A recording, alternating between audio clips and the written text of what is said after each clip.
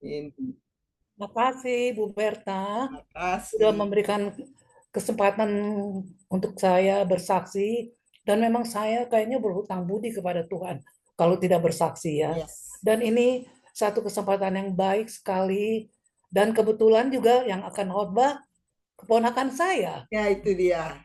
Jadi Luar biasa papanya Tuhan ya. Pastor Billy itu sama saya sepupu. Tapi saya ketemu Pastor Billy itu terakhir waktu papanya meninggal, jadi memang udah lama banget gitu loh. Ya, oke, saya akan bersaksi tentang pengalaman saya dengan dan anak saya, Peggy. Saya punya anak cuma satu, Ya. Peggy, dan dia tinggal di Amerika. Dan pengalaman saya dan Peggy dengan Tuhan itu luar biasa sekali. Dan saya boleh ada sekarang ini karena kemuliaan Tuhan, kebaikan Tuhan. Oleh sebab itu saya ingin bersaksi betul-betul untuk kemuliaan Tuhan supaya boleh saya memberikan contoh kepada siapapun yang mengalami sakit atau apapun, jangan pernah eh, jangan pernah ragu untuk selalu berdoa kepada Tuhan. Minta hanya satu-satunya Tuhan.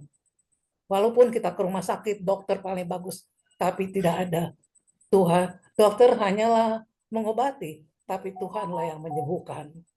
Nah, Amin. oke, waktu itu memang saya ini sakit asam lambung. Sudah lama, sudah 4 tahun, sekitar 4-5 tahun. Dan kalau lagi GERD-nya naik itu, saya bisa sesek napasnya. Saya juga udah 22 kali kali ya masuk rumah sakit di Medistra itu ya, dirawat di situ. Tapi itu 2 bulan, 3 bulan baru baru kamu gitu. Tapi pada satu hari saya baru pagi-pagi itu sarapan. Habis sarapan saya terus berjemur olahraga gitu ya. Tapi tiba-tiba kok saya merasa sesak napas gitu ya, agak sesek gitu. Jadi kok seseknya nggak berhenti-berhenti. Biasanya kalau saya semprot aja udah hilang gitu ya. Tapi ini nggak hilang. Jadi akhirnya saya dibawa ke rumah sakit. Dibawa ke rumah sakit, saya masih agak-agak sadar, tapi kayaknya udah hilang-hilang gitu loh. Kayak mau pingsan, saya nggak tahu deh, saya nggak ngerti kalau ya. Nah, terus waktu saya masuk rumah sakit itu disuruh jadi masuk IGD, tapi akhirnya dimasukin di ICU. Nah, berarti kan lebih gawat ya, dalam keadaan gawat waktu itu. Dan akhirnya mereka telepon anak saya di Amerika harus datang. Nah, anak saya langsung telepon dokter yang merawat saya. Dibilang gimana keadaan ibu saya? Katanya dokter, ibu jangan tanya di telepon, datang aja katanya gitu kan. Saya nggak bisa terangkan di telepon karena keadaan mereka panggil saya Oma lagi. Oma itu buruk sekali katanya gitu ya. Jadi anak saya waktu itu langsung datang. Tapi saya masih ingat waktu itu ya. Masih ingat mereka bilang nanti anaknya udah berangkat kok.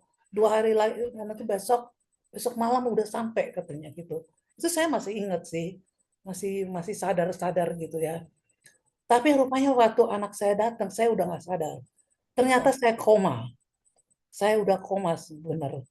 Jadi anak saya bingung karena dia nggak tahu mau bikin apa di sini, eh, harus buat apa gitu karena dia dia udah lama udah tinggal di sana gitu ya, keadaan di sini gimana ya, saudara-saudara gimana, dia bingung pokoknya. Terus akhirnya sudah di katanya dokter, dia ada tim dokter, 5 dokter itu, terus mereka bilang harus dipasang ventilator karena paru-paru saya rupanya sudah malas bernafas nih ya. Itu istilah saya udah bernafas, udah malas bernafas. Jadi harus dibantu dengan ventilator. Akhirnya anak saya mengizinkan pakai ventilator. Akhirnya saya dipasang ventilator waktu itu. Nah, terus tapi saya sudah nggak sadar. Saya sudah koma waktu itu.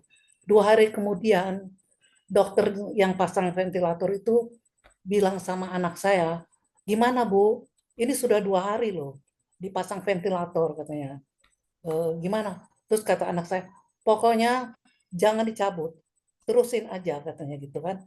Karena biasanya rupanya mungkin 2-3 hari ditanya apa mau diterusin apa enggak gitu. apa mau dicabut? Berarti mati ya? Iya enggak? Nah, terus akhirnya Peggy bilang, anak saya namanya Peggy, Peggy bilang enggak, harus diterusin katanya. Udah, terus dia berdoa, berdoa terus, tapi nggak ada perubahan gitu. Itu 2 hari. Setelah itu 2 hari kemudian dokternya datang lagi. Gimana Bu? Ventilatornya itu loh, nggak boleh lama-lama katanya gitu kan.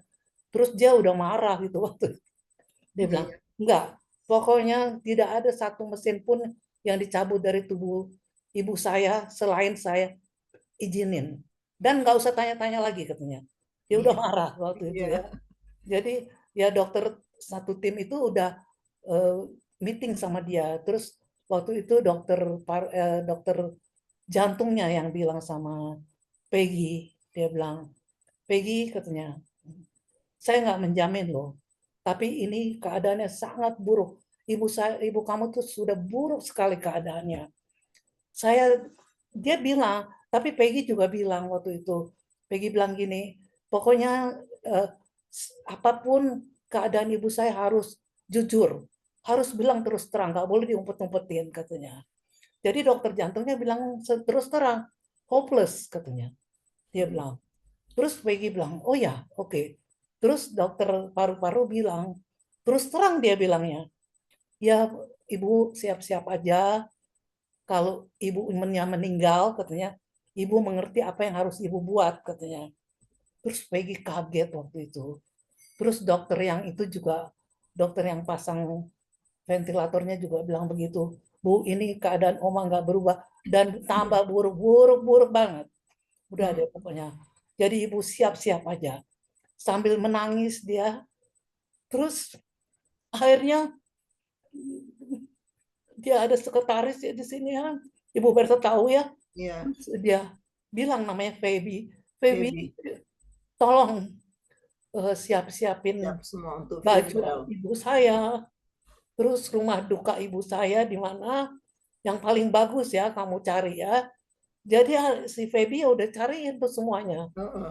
Udah, jadi anak saya nggak tidur-tidur. Pokoknya dia berdoa terus, nggak ada perubahan loh. Katanya Tuhan Yesus menolong, kok ini nggak rubah-rubah ya, gitu loh. Terus akhirnya waktu hari ke-6 dia berdoa waktu itu dia berdoa, Tuhan kasih kesempatan sama ibu saya. Sejauh ini dia sudah ini, tapi Mengalami berbagai musibah. sudah ya, tapi saya percaya Tuhan menolong dia, kasih kesempatan supaya dia bisa melihat anak saya. Karena saya belum pernah ketemu cucu saya. Ya, Iya. akhirnya Peggy berdoa gitu, terus kayaknya ada suara yang di otaknya dia lah ya. Ada suara bilang gini, ya kamu harus bersihin dulu hati dan pikiran kamu, Iya. baru kamu bisa berdoa kepada saya. Itu mungkin suara Tuhan ya, Tuhan Yesus. Terus Peggy ingat nih, dia Iya. musuhan sama sepupunya. Udah Hmm. lama musuhan. Adalah mereka nggak tahu lah itu urusan mereka ya. Tapi memang saya tahu Peggy ada benarnya gitu ya. Tapi saya selalu bertindak itu nggak eh, apa namanya nggak mau campur urusan mereka gitu ya. Terus Peggy itu marah sekali gitu ya. Terus akhirnya dia berdoa, Tuhan iya betul, saya membenci sepupu saya itu. Saya kesel, saya pokoknya nggak bisa lupa apa yang dia bikin sama saya katanya. Ya Tuhan bilang gitu, kalau kamu mau berdoa harus bersih dulu pikiran dan hati kamu. Akhirnya dia berdoa, terus kayaknya dia bilang dia minta ampun dan dia mengampuni akan sepupunya itu. Akhirnya dia punya apa ya eh, semangat lagi gitu. Biarpun udah sangat buruk saya punya itu apa namanya keadaan saya. Sih. Terus akhirnya terus katanya Peggy waktu saya berdoa gitu mah waktu Peggy minta ampun dan Peggy mengampuni sepupu saya katanya. Tapi kok saya merasanya enak sekali, tenang gitu kayaknya tuh wah pokoknya enak sekali gitu ya. Ya, terus akhirnya besoknya saya sadar, Wow. saya bangun. Jadi koma Terus berapa hari itu, Fon? 7 hari. Ah. Nah, langsung akhirnya si Peggy bilang ini, Tuhan segitu gampangnya Tuhan menyembuhkan. Cuma bilang, ampuni dosa saya, dan saya mau mengampuni sepupu saya. Cuma itu aja yang Tuhan tuntut. Jadi harus hatinya bersih dan pikirannya bersih. Dan saya sadar waktu itu, terus dia bilang gini, mama ini seperti Lazarus, udah mati bangkit lagi. Iya. Terus saya bisa pegang anak tangannya cucu saya terus semangat lagi waktu itu. Nah, terus akhirnya dokter Peggy bilang, mama, yang Peggy dengar dari mulutnya dokter-dokter tim itu bilang gini, wah, Oma sudah lewat kritisnya. Oma sekarang seperti membaik katanya. Semuanya agak naik katanya gitu ya. Terus Peggy percaya, terus Peggy bilang, oh iya, I know what is gonna do to my mom, you know, it's gonna heal my mom, you know. Terus akhirnya habis dokter jantungnya bingung karena dia yang bilang udah hopeless, udah gak ada harapan. Dokter paru-parunya juga bilang sama Peggy dia kebetulan orang Kristen, Peggy ini mujizat Peggy katanya gitu ya. Iya. Kami tidak berbuat apa-apa katanya, karena obat yang termahal udah dikasih ke ibu kamu Iya. nggak sembuh, tapi ini mujizat. Jadi waktu itu akhirnya beberapa waktu lalu saya di kateter. Sebetulnya saya tuh ya sakitnya saya itu mesti saya baca sih ya. Soalnya saya nih nggak hafal. Jadi saya ada stenosis jantung saya, yaitu kondisi katup jantung menebal, kaku, atau saling menempel, sehingga tidak dapat terbuka dengan baik lagi. Jadi hal itu menyebabkan darah tidak dapat mengalir lancar ke ruangan jantung yang lain atau pembuluh darah. Dan juga occlusion. Saya juga ada occlusion, yaitu kondisi penyumbatan arteri koroner yang mengurangi aliran darah ke jantung. Jadi memang sudah apa ya, sudah parah ya, udah sangat buruk sekali. Dan lihat aja sekarang saya, kalau Ibu Berta lihat foto saya waktu di Iya. apa ICU, wah Iya. udah kayak apa ya? Iya. Tapi begitu Tuhan baik banget. Saya sekarang sudah sehat dan sudah Amin. disembuhkan total. Dan Amin. kemarin waktu di kateter waktu beberapa waktu lalu, dokter jantungnya kaget.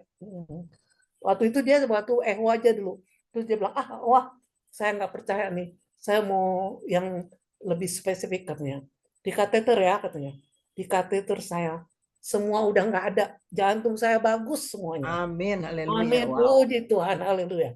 Yes. Paru-paru saya udah nggak ada apa, pokoknya nggak ada obat lagi. Dan memang udah lama nggak ada obat lagi, semenjak saya udah sadar itu udah nggak pakai obat lagi. Jadi Oke. hanya itu aja, Ya. saya mau menyaksikan begitu baiknya Tuhan, dan Tuhan sudah menyembuhkan. Dan biarlah yang mendengarkan kesaksian saya ini boleh saya menguatkan mereka, jangan pernah Amin. apa namanya ya, eh, khawatir, Iya. berdoa saja, pasti Tuhan tolong. Terima kasih Tuhan Yesus, dan nanti mungkin Pastor Belly juga bisa doain saya ya untuk Iya. pemulihan saya seutuhnya. Terima Iya. kasih. Sekarang masih di tempat perawatan kan, masih belum Iya, keluar, belum masih kembali ya, ke rumah. iya, Luar iya. biasa ya. Iya, tapi Tuhan ini udah apartemen, itu bukan rumah sakit aja, bukan rumah sakit dapat lagi. pemulihan. Pemulihan. Jadi Heeh. karena deket rumah sakit aja itu. Iya. Tapi udah bukan di rumah sakit, enggak. Iya. Oke, supaya Terima bisa kasih. jalan-jalan Tuhan keluar. memberkati. Tuhan berkati ya, Fon. Terima Iya, kasih, luar biasa, iya. dahsyat. Baik, selanjutnya kita lanjut ke acara berikut adalah doa syafaat yang akan dipimpin oleh Bu Pendeta Mary Dareho. Silakan Bu Mer. Ya, puji Tuhan, kita akan masuk dalam doa. Bapak Ibu yang dikasih Tuhan, Shalom semuanya. Mari Shalom. kita masuk dalam doa, tapi mari kita lambaikan tangan kita dulu buat Tuhan Yesus. Haleluya. Amin. Amin. Tuhan kita luar biasa, Dia Amin. sedang mendengar doa-doa kita. Amin. Mari, ya. Mari kita berdoa. Bapa di surga, Bapa yang kami kenal di dalam nama Tuhan Yesus, melalui roh-Mu yang kudus, kami puji, kami sembah, kami agungkan, kami hormati Engkau. Kami bangga, kami senang, kami punya Bapa seperti Engkau. Yesus, Roh Kudus yang begitu mengasihi sayang kami semuanya. Kalau kami hidup umur panjang hari ini, kami boleh beraktivitas, kami boleh berkarya, kami boleh mengasihi, melayani, bekerja, itu semua karena anugerah-Mu. Kasih karunia, kasih setia, dan belas kasihan-Mu semata-mata bagi kami semua. Bahkan kami semua yang Tuhan bawa di dalam persekutuan Zoom Care and Grow malam hari ini. Oh Tuhan, ini anugerah, kami boleh mendengar kesaksian bahkan sebentar firman-Mu. Terima kasih Tuhan, pemeliharaan-Mu begitu dahsyat, ajaib, sempurna, janji-janji-Mu ya, dan amin. Kami sudah terima dan nikmati, baik kami secara pribadi, dalam keluarga kami, dalam bangsa negara kami, bahkan bangsa-bangsa. Tuhan, kami baik. Dan saat ini kami datang kepadamu Tuhan. Kami mau mengusung, kami mau membawa saudara-saudara kami yang sakit. Karena Engkaulah penyembuh kami yang ajaib. Engkau Tuhan kami yang menjadikan hidup kami. Engkau yang mampu memulihkan, mengubah, dan menyembuhkan. Kami mau membawa saudara-saudara kami yang sakit ini ke dalam tangan-Mu. Tidak ada yang mustahil bagi-Mu. Bilur darah-Mu berkuasa, menyembuh kami yang ajaib. Tuhan, sakit apapun yang mereka alami, kami percaya Tuhan, Kau tahu apa yang mereka alami semuanya ini Tuhan. Untuk itu kami mau mendoakan mereka semuanya. Kami mau menyebut nama-nama mereka Tuhan. Kami bawa ke dalam tangan-Mu. Mari Bapak Ibu angkat tangan buat mereka semua. Untuk Ibu Lola Simanjuntak, Ibu Foni Boylan, Ibu Melva Tampu Bolon, Ibu Ruslan Sinaga, Ibu Asima Simanjuntak, Nona Togas, Bona Togas, dan juga Bapak Yaso Harefa, Ibu Dorlan Sinaga, Ibu Elsie Budiarto, Bapak Asep Delon, Bapak Suharyono, Bapak mertua daripada Saudara Ronald, juga Ibu Chong Kit Hian, Bapak Wandra Sugiar Henry, dan juga Ibu Endang dari Semarang, Ibu Sandra Wangke, Ibu Miyoko, Ibu Rosia Poluan, Ibu Serlince Mahengko, Ibu Cynthia, Ibu Arifa, Bapak Asmoni, Ibu Lena Magdalena, Bapak Meki Pakasi, Nona Cindy Tampu Bolon, Ibu Novita Om.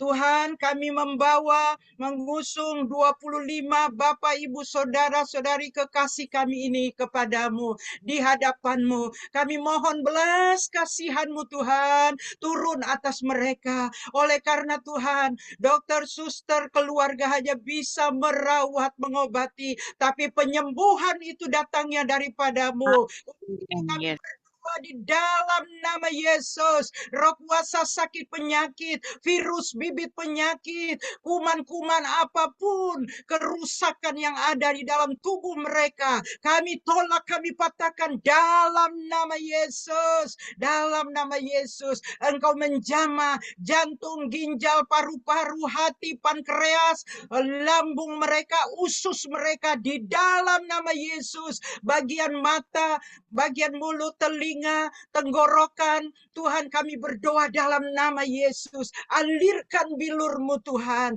Engkau sembuhkan mereka, tulang, darah, daging, kulit mereka. Di dalam nama Tuhan Yesus, Engkau jamah mereka Tuhan. Tidak ada yang mustahil bagi-Mu. Sehingga mereka boleh menerima jamahan dari Tuhan. Kami percaya Tuhan kami sangat baik. Yang terbaik Tuhan berikan. Sehingga menjadi kesaksian bagi banyak orang. Sembuhkanlah Tuhan Bapak Ibu Saudara kami ini. Kami serahkan mereka ke dalam tangan-Mu. Mujizat itu nyata, pasti terjadi dalam hidup mereka. Terima kasih Tuhan, Engkau baik, baik, luar biasa. Terima kasih Tuhan. Dan saat ini juga kami berdoa untuk gereja-gereja Tuhan, penginjilan yang ada di Indonesia Tuhan. Kami serahkan ke dalam tangan-Mu. Berkati urapi hamba-hamba-Mu yang Kau sudah pakai, Kau pilih dalam dalam gereja-gerejamu. Berikan mereka hikmat kuasa urapanmu melalui pelayanan mereka Tuhan. Banyak jiwa diselamatkan, dimenangkan, dihibur, diteguhkan, bahkan disembuhkan oleh Tuhan. Berkati gereja-gerejamu bisa bekerja sama satu dengan lain. Jauhkan dari perpecahan, jauhkan dari kesombongan, iri, dengki, persaingan, visi misi liar kami tolak dalam nama Yesus. Biarlah apa yang mereka sampaikan semuanya isi hati Tuhan. Oh, visi misi mereka benar daripadamu. Berkati gereja-gerejamu Tuhan.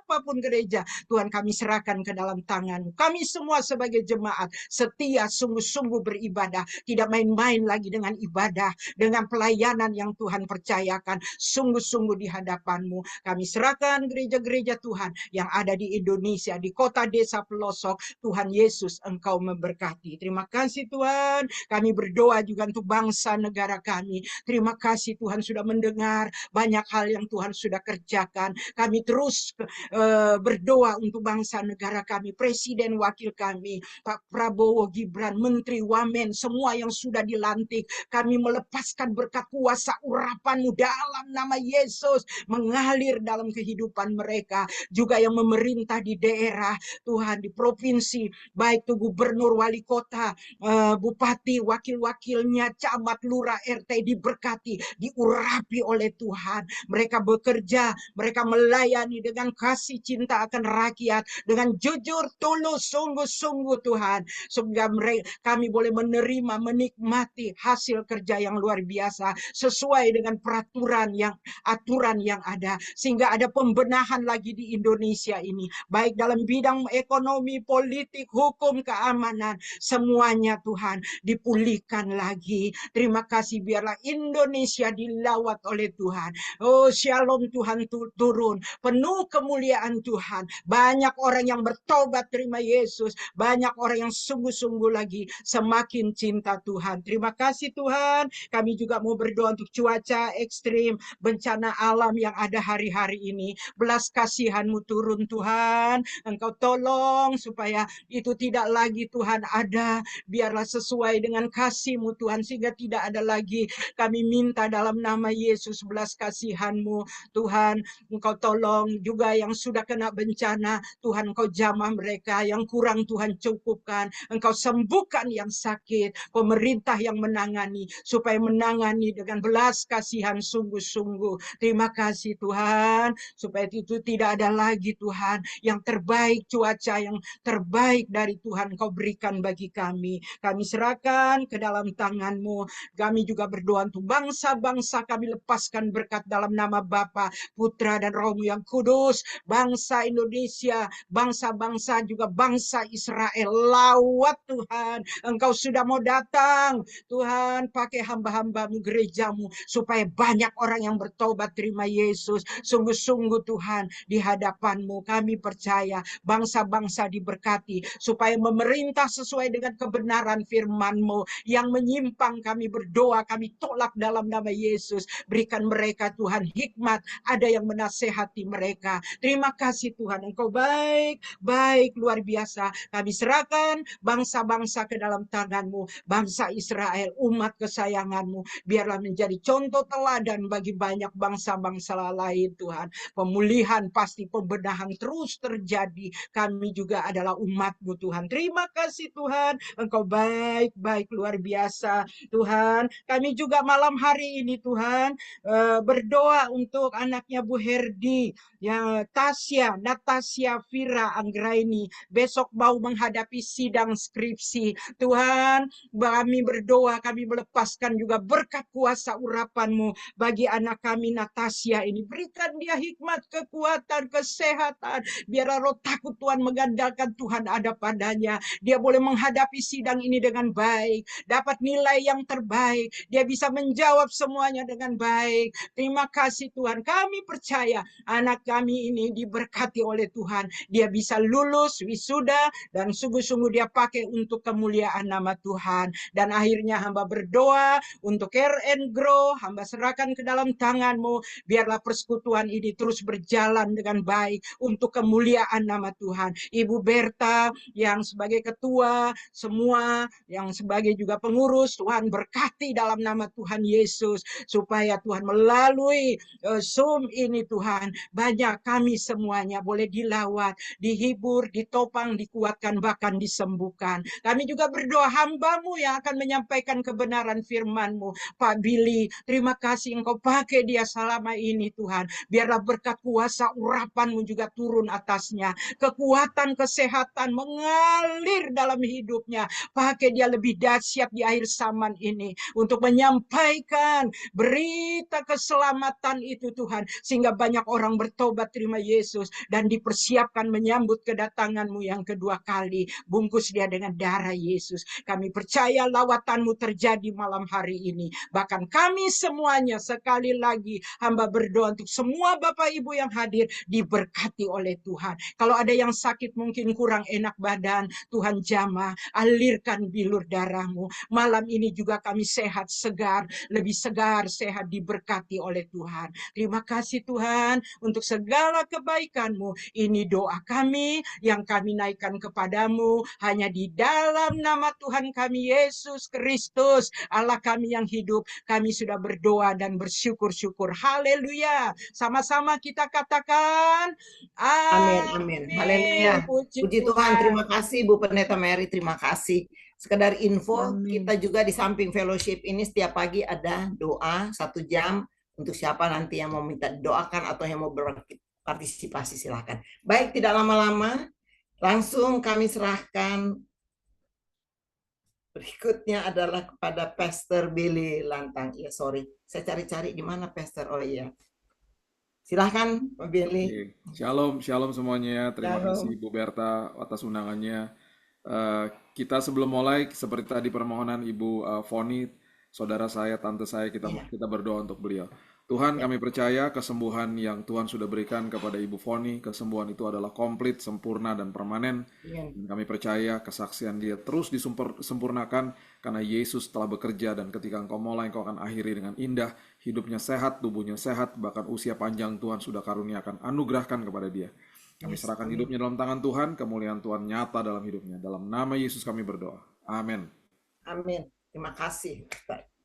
Oke, hari ini kita mau membahas tentang sebuah prinsip yang bernama tinggal di dalam Tuhan. Tinggal di dalam Tuhan ini adalah sebuah kata yang sangat-sangat mungkin kalau didengungkan dari atas mimbar.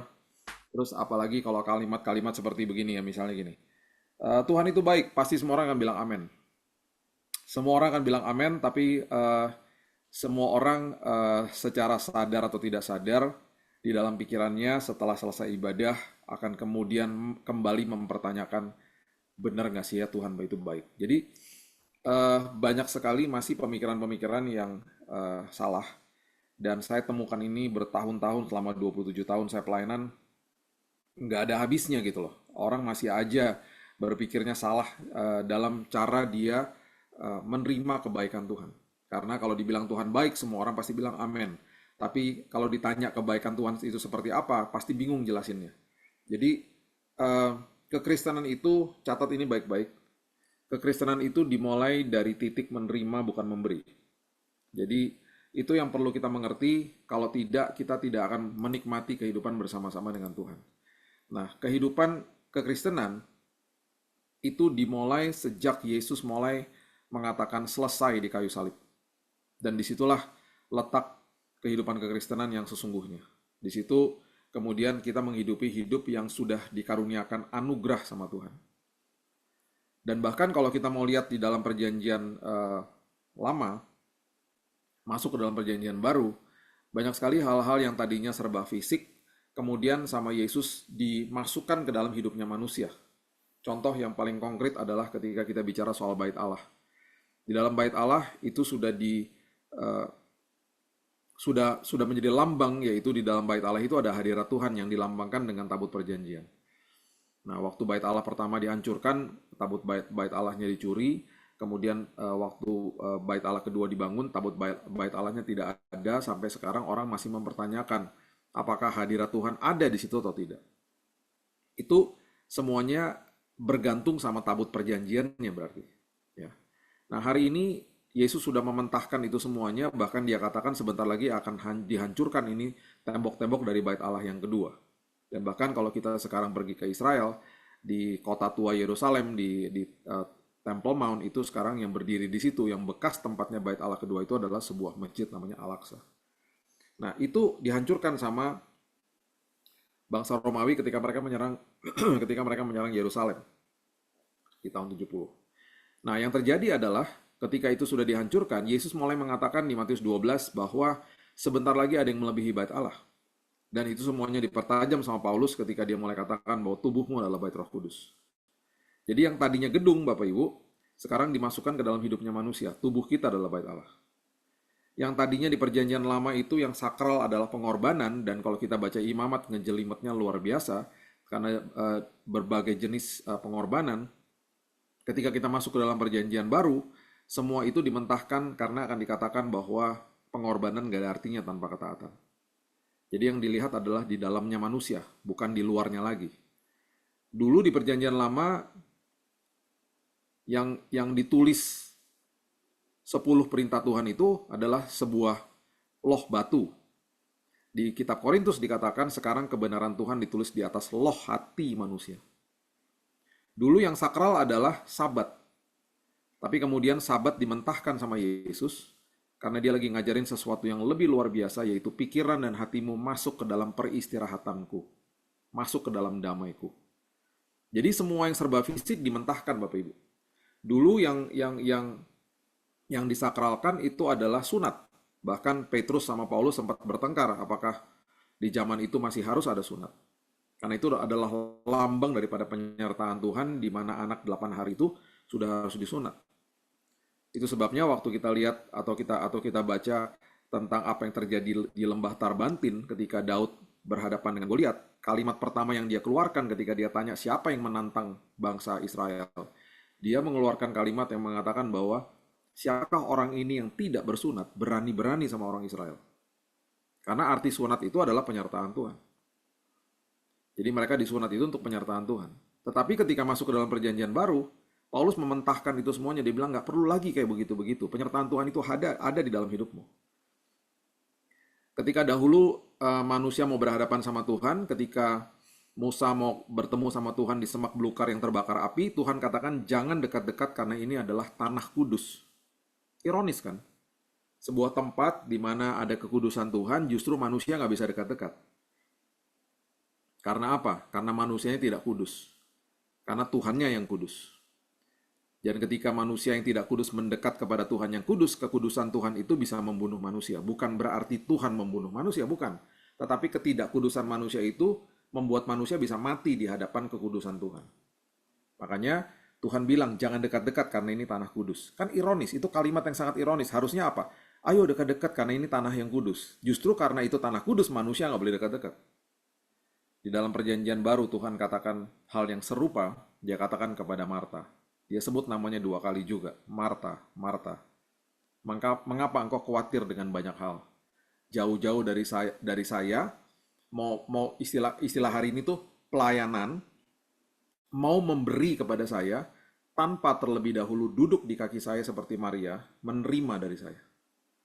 Ini kan semuanya amazing. Jadi semuanya serba diputar balik semuanya sama Yesus. Dan sekarang kalau saya tanya, kita semuanya tahu bahwa di dalam kita orang percaya ada Roh Kudus yang diam di dalam kita. Pertanyaan yang harus kita tanyakan, kenapa kita nggak mati? Kan kita manunggal dengan Tuhan yang kudus. Kenapa kita nggak mati? Ada Roh Kudus di dalam kita. Ada kekudusan Tuhan. Karena Yesus sudah katakan selesai di kayu salib. Dan waktu kita terima dia sebagai juru selamat, kita menerima yang proses yang namanya kita dibenarkan. Bukan dosa kita dibenarkan, tetapi posisi kita di hadapan Tuhan dibenarkan. Dan setiap hari kita dikuduskan oleh darahnya. Itu sebabnya kita layak menerima Roh Kudus yang berdiam di dalam kita. Nah, ini adalah hal-hal yang perlu kita mengerti bahwa terlebih dahulu Tuhan sudah melakukan ini buat kita semuanya. Tuhan sudah merangkaikan semuanya serba indah, dan semua yang tadinya serba fisik ini dimasukin ke dalam hidupnya manusia. Dan ini adalah sesuatu yang sangat amazing, sesuatu yang sangat luar biasa. Itu sebabnya dia memulai dengan banyak sekali memberitahu kita bahwa kita ini harus mengerti sebagai pengikut Kristus.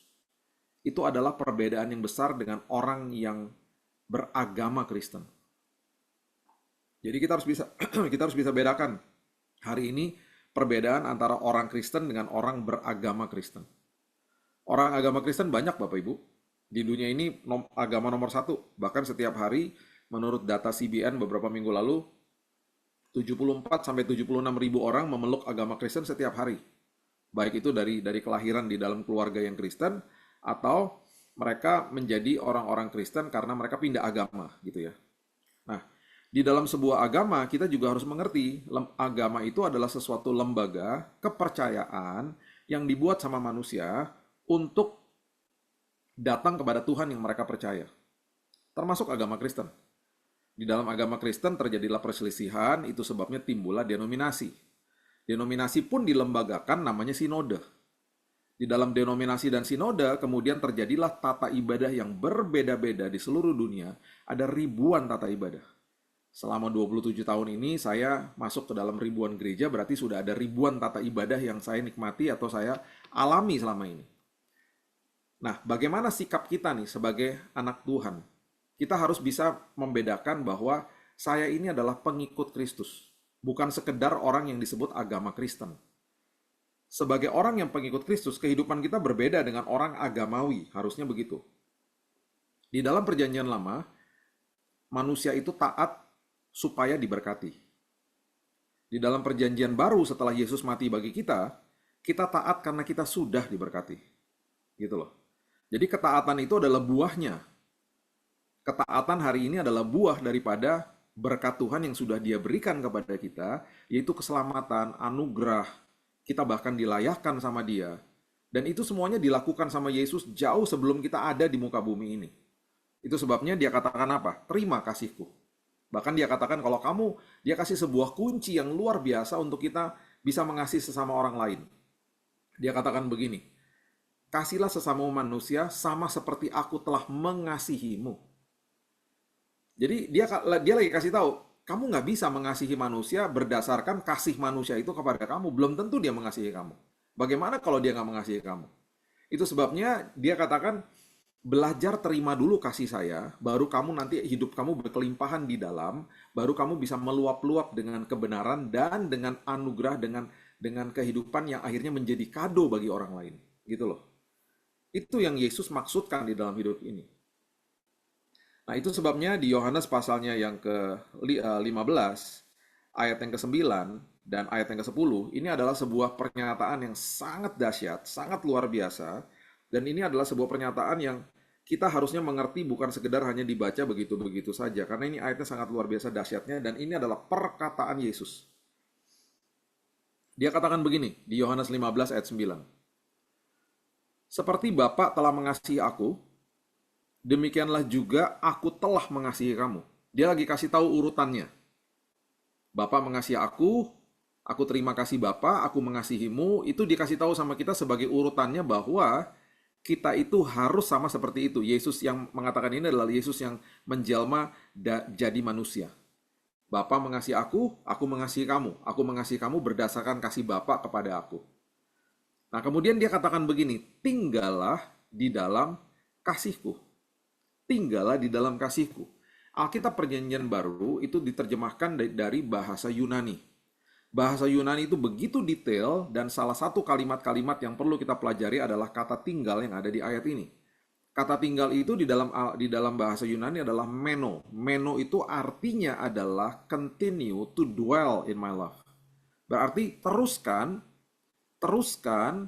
semua kasih yang aku telah berikan kepada kamu, teruskan tinggal di dalamnya. Dengan kata lain, Yesus lagi ngasih tahu sama kita, kamu tuh nggak pakai usaha loh untuk ada di dalam kasihku. Aku telah mengasihi kamu, sekarang kamu teruskan apa yang sudah aku berikan kepada kamu. Kamu tinggal di dalam kasihku. Kamu belajar sadar bahwa saya sangat sayang sama kamu. Dia katakan itu kepada kita. Makanya ketika kita mengerti ini dengan benar ya, saya tuh sedih. Bulan lalu tuh masih ada aja, saya dapat forward dari khotbah-khotbah yang mengecam kota Los Angeles ketika kota itu terbakar. Dan saya sedih mendengar khotbah-khotbah yang mengatakan bahwa Tuhan itu murka, Tuhan marah, Tuhan mengirim api dari sorga. Sedih saya. Saya itu dalam hati gini, ini ya pengajaran-pengajaran kayak begini justru menyesatkan banyak jemaat. Sangat menyesatkan. Karena hari ini Bapak Ibu setelah dia katakan selesai, tidak ada penghukuman, penghakiman, penuduhan, itu tidak ada lagi. Bahkan kutuk keturunan di stop sama dia, nggak ada udah. Jadi kalau kita masih mau percaya sama hal-hal seperti begitu, itu sebabnya orang Kristen jadi stres. Dan saya menyayangkan banyak sekali khotbah-khotbah yang masih dilakukan seperti begini, dan itu akhirnya membuat jemaat jadi ketakutan dan lain sebagainya. Sekarang pertanyaan saya, di dalam perjanjian baru, ya, Yesus itu paling sering duduk sama orang-orang berdosa loh. Bukan sama orang-orang agamawi. Karena saking sayangnya dia sama mereka. Bahkan ketika dia sampai ke rumahnya Matius, itu sampai Matius itu mungkin kalau saat itu ada WhatsApp grup, dia taruh di WhatsApp grup sampai teman-temannya datang semua loh. Teman-temannya dia pemungut cukai itu datang ke rumahnya dia dan pastikan Matius bilang apa? Guys, ini ada sosok pribadi yang luar biasa. You have to meet him. Kamu harus ketemu sama dia. Aku ini diterima sama dia. Sementara mereka tuh tidak diterima sama masyarakat, dia diterima sama Yesus. Sampai akhirnya Matius jadi muridnya Yesus. Siapa yang mau masuk ke rumahnya Sakeus? Siapa yang mengundang dirinya masuk ke rumahnya Sakeus? Yesus. Dan ketika Sakeus menerima terbaik dari Yesus, nggak ada yang suruh dia balikin semua uang-uang hasil pemerasan. Dia yang balikin sendiri. Karena dia menerima kebaikan Tuhan dalam hidupnya. Apa yang terjadi dengan wanita Samaria yang suaminya sampai 5? Dia menerima kebaikan Tuhan. Dia menjadi penginjil pertama di perjanjian baru. Penginjil pertama yang dicatat, didokumentasikan di perjanjian baru adalah wanita Samaria. Dia menginjil ke orang-orang di Samaria. Karena dia menerima sesuatu kebaikan Tuhan. Ini siapa? Ini orang-orang berdosa, Bapak Ibu. Pertanyaan saya, sekejam itukah Tuhan sampai dia menghukum orang-orang di Los Angeles dengan api dari sorga? Come on. Itu membuat saya sedih. Masih ada pengajaran-pengajaran yang masih seperti itu. Sedih saya. Jadi anak saya itu tinggal 90 kilo dari pusat api. Ya, dia bilang sama saya. Jadi itu ada daerah namanya Pacific Palisades. Itu daerah yang betul-betul orang kaya lah. Nah ada satu lagi daerah namanya Pasadena. Mungkin ibu-ibu yang udah pernah ke sana, bapak ibu yang udah pernah ke sana pasti tahu lah. Di situ banyak banget orang Indonesia tinggal di situ. Banyak rumah-rumah orang Indonesia. Jadi teman-teman anak saya yang rumahnya di Pasadena, orang-orang Indonesia terbakar. Kasihan bapak ibu. Ada beberapa memang mereka di asuransi, tapi yang menjadi kesedihan bagi mereka itu adalah bukan sekedar bangunannya hilang begitu saja, tetapi memori yang ada di dalam rumah itu hilang. Mungkin mereka pernah besar di sana, terus kemudian ada foto-foto yang hancur semuanya karena api. Jadi itu yang menyedihkan. Sekarang pertanyaan saya, sekejam itukah Tuhan sampai Tuhan menghukum mereka? Saya pernah tinggal di Amerika kok. Saya tahu betapa bejatnya kota itu.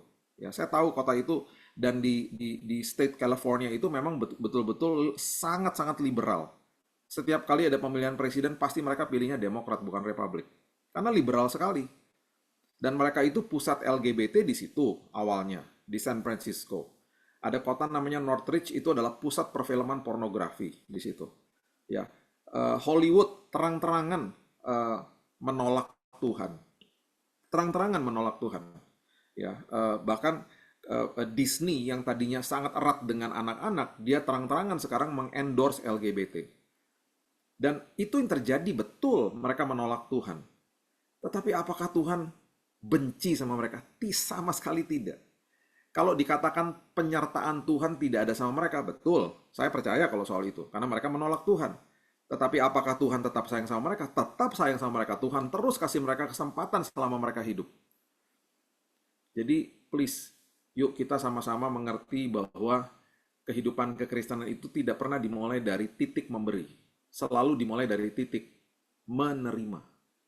Yang diajarkan sama agama adalah memberi. Karena semuanya adalah tata ibadah untuk datang ke sosok Tuhan yang disembah sama setiap agama lah. Ya, termasuk agama Kristen. Itu sebabnya di dalam ranah gereja masih ada kan orang ngomong-ngomong begini. Misalnya kita mulai suatu ibadah. Di dalam sebuah ibadah kan masih sering dikatakan begini, Tuhan, Kami memulai ibadah kami, layakan kami datang ke hadirat-Mu. Kedengarannya baik, kedengarannya rendah hati, tetapi pernyataan itu sangat salah. Kita sudah dilayakan ribuan tahun yang lalu. Harusnya kita ngomongnya apa? Tuhan, terima kasih, kita memulai ibadah kami. Terima kasih hari ini kami semua sebagai orang percaya, kami sudah dilayakan oleh Tuhan. Harusnya gitu dong. Terus harusnya doanya juga, dan harusnya kita juga hati-hati dengan pernyataan-pernyataan di dalam gedung gereja, di dalam organisasi gereja, ketika orang mulai mengatakan, kamu pelayanan dong, biar kamu diberkati. Itu bagi saya adalah sesuatu sangat nyeleneh sekali itu.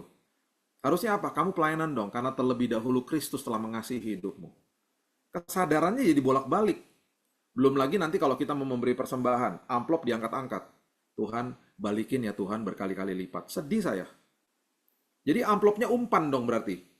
Umpan kepada Tuhan. Sementara di Timotius dikatakan apa? Kita datang ke muka bumi tidak membawa apapun, keluar dari bumi tidak membawa apapun. Semua kita keluar dari rahim ibu nggak pakai baju. Atau ada yang punya kesaksian? Enggak Pak, kalau saya keluar dari rahim ibu sudah pakai baju lengkap. Enggak ada lah. Kita keluar dari rahim ibu semuanya nggak pakai baju. Nggak bawa apa-apa itu berarti kan. Waktu kita meninggalkan dunia, waktu tadi seperti Ibu Foni katakan, dia hadir di pemakaman ayah saya, atau melayat waktu papa saya meninggal, yang terjadi sekitar 15 tahun yang lalu, itu waktu dia meninggal yang mandikan jenazahnya saya, yang memakaikan baju kepada dia dan pakaian sepatunya saya. Jadi kita datang ke bumi ini nggak pakai apa-apa, kita pergi dari bumi, meninggalkan bumi juga tidak membawa apa-apa, kita dikasih baju. Dalam 2 event ini kita dikasih baju. Keluar dari rahim ibu dikasih baju, meninggalkan bumi juga dikasih baju. Kita datang ke muka bumi ini, kita nggak punya nama, dikasih nama. Kita meninggalkan dunia ini, nama kita lenyap. Hari itu semua orang bilang diri kita apa? Jenazahnya disemayamkan di mana? Hilang namanya tiba-tiba. Seolah-olah seperti begitu. Namanya nanti cuma akan ada di batu nisan. Jadi itulah kehidupan. Alkitab mengatakan 70 kalau kuat 80 tahun. Lebih daripada itu bonus. Saya berdoa semua yang ada di Care and Grow ini semuanya usia panjang. Amin. Diberikan bonus sama Tuhan semuanya dan kesehatan sempurna. Pastinya gitu. Nah itu yang terjadi. Jadi ketika kita mengerti ini, kita harusnya mengerti apa? Ketika kita memberi kepada Tuhan, Alkitab mengatakan kita memberi dengan sukacita. Bukan dengan kondisi. Itu namanya dengan kondisi. Bahkan dipampang lagi di depan gereja di LED yang besar dengan kalimat-kalimat. Kalau kami memberi, yang mandul akan punya anak. Yang tidak punya kerjaan akan punya kerjaan, dan lain sebagainya. Itu benar-benar memberi dengan kondisi. Bagi saya ya, amplop itu di tangannya mereka itu adalah umpan. Umpan supaya Tuhan balikin. Dan saya tuh malu, ngomongnya aja malu. Jadi saya nggak pernah ngomong. Kalau ada di gereja diundang, ketika ada pernyataan doa seperti begitu, saya nggak pernah ngomong, saya diam aja. Karena bagi saya itu betul-betul apa ya, seperti ngejek Tuhan gitu loh. Jadi saya nggak pernah ngomong, saya diam aja. Saya sedih sih dengarnya gitu loh. Saya dalam hati gini, Tuhan, ini uangnya juga yang ada sama kita juga punya Tuhan. Kita ngasih, kita minta dibalik-balikin. Buat apa coba?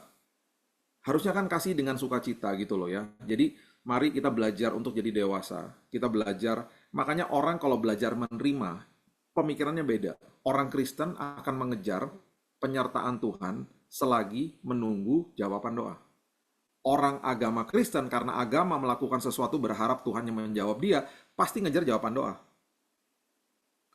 Jadi orang yang mengejar jawaban doa, dia tidak akan menikmati penyertaan Tuhan selagi menunggu jawaban doa. Kehilangan momen-momen yang sangat indah sebenarnya. Dia kehilangan momen apa? Momen intim. Ketika terjadi penyertaan Tuhan selagi menunggu jawaban doa, itu momen intim terjadi di situ. Perubahan karakter terjadi di situ.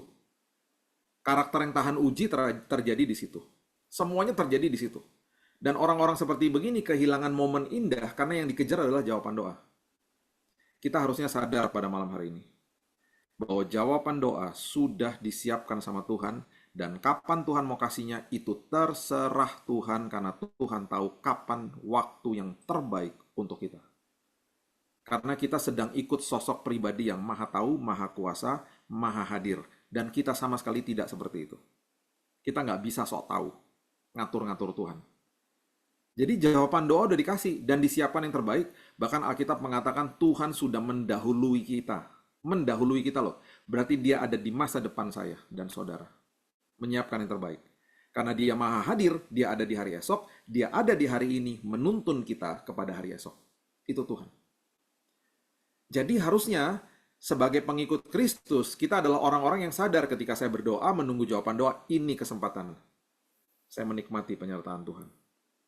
Bapak Ibu, kalau Bapak Ibu baca di Matius berapa ya? 14 kalau nggak salah itu, yang Yesus berjalan di atas air. Itu waktu dia naik berdoa di bukit, dan murid-muridnya mengalami badai. Ya. Itu waktu selama dia berdoa sampai dia menampakkan diri berjalan di atas air, itu kira-kira kalau kita lihat dalam bahasa aslinya, itu kira-kira time frame-nya 6 jam loh Bapak Ibu. 6 jam itu. Dan kenapa Tuhan biarkan mereka ada di badai? Apakah Tuhan nggak peduli? Apakah Tuhan tidak mau menolong? Oh tidak, sama sekali tidak. Seringkali, ini yang harus kita belajar. Seringkali Tuhan tidak memberhentikan badainya. Seringkali dia membiarkan badainya stop sendiri. Secara natural. Kenapa? Karena selama badai itu ada, dia mau kita justru bertumbuh di dalam badai itu. Karena dia tidak akan membiarkan anak-anaknya celaka. Dia berjalan bersama kita di dalam badai. Selama badai ada saat di mana ketika dia ada di dalam perahu dengan murid-muridnya di Markus pasal yang keempat, dia teduhkan badainya. Itu pun dia marah sama murid-muridnya. Karena dia lagi tidur toh, dibangunin sama murid-muridnya. Itu dia marah. Dan waktu dibangunin, apakah Yesus ngomong begini? Aduh, makasih ya kamu udah bangunin saya, hampir kita mati tenggelam bersama-sama. Enggak pernah dia ngomong gitu. Dia ngomongnya apa? Kenapa kamu begitu takut? Terus kalimat keduanya dia ngomong apa? Kenapa kamu tidak percaya? Dia ada di dalam perahu dengan murid-muridnya loh. Harusnya mereka mengerti bahwa mereka tidak mungkin mati ketika Yesus ada di perahu bersama mereka. Sama dengan kita hari ini. Yesus ada di perahu kehidupan kita. Berarti apa? Pertolongan Tuhan selalu on time buat kita. Tapi seringkali kita bilang apa seperti murid-murid? Tuhan bangun, Yesus bangun. Kenapa engkau tidak peduli sama kami? Itu kalimat mereka. Kenapa engkau gak peduli sama kami Tuhan? Gitu. Saya mau tanya gini sama Bapak Ibu. Sebelum dia berangkat ya, di perahu itu. Dia katakan apa? Coba kita buka sama-sama deh, biar Bapak Ibu lihat ya kalimatnya. Markus pasal yang keempat. Ayatnya yang ke-35.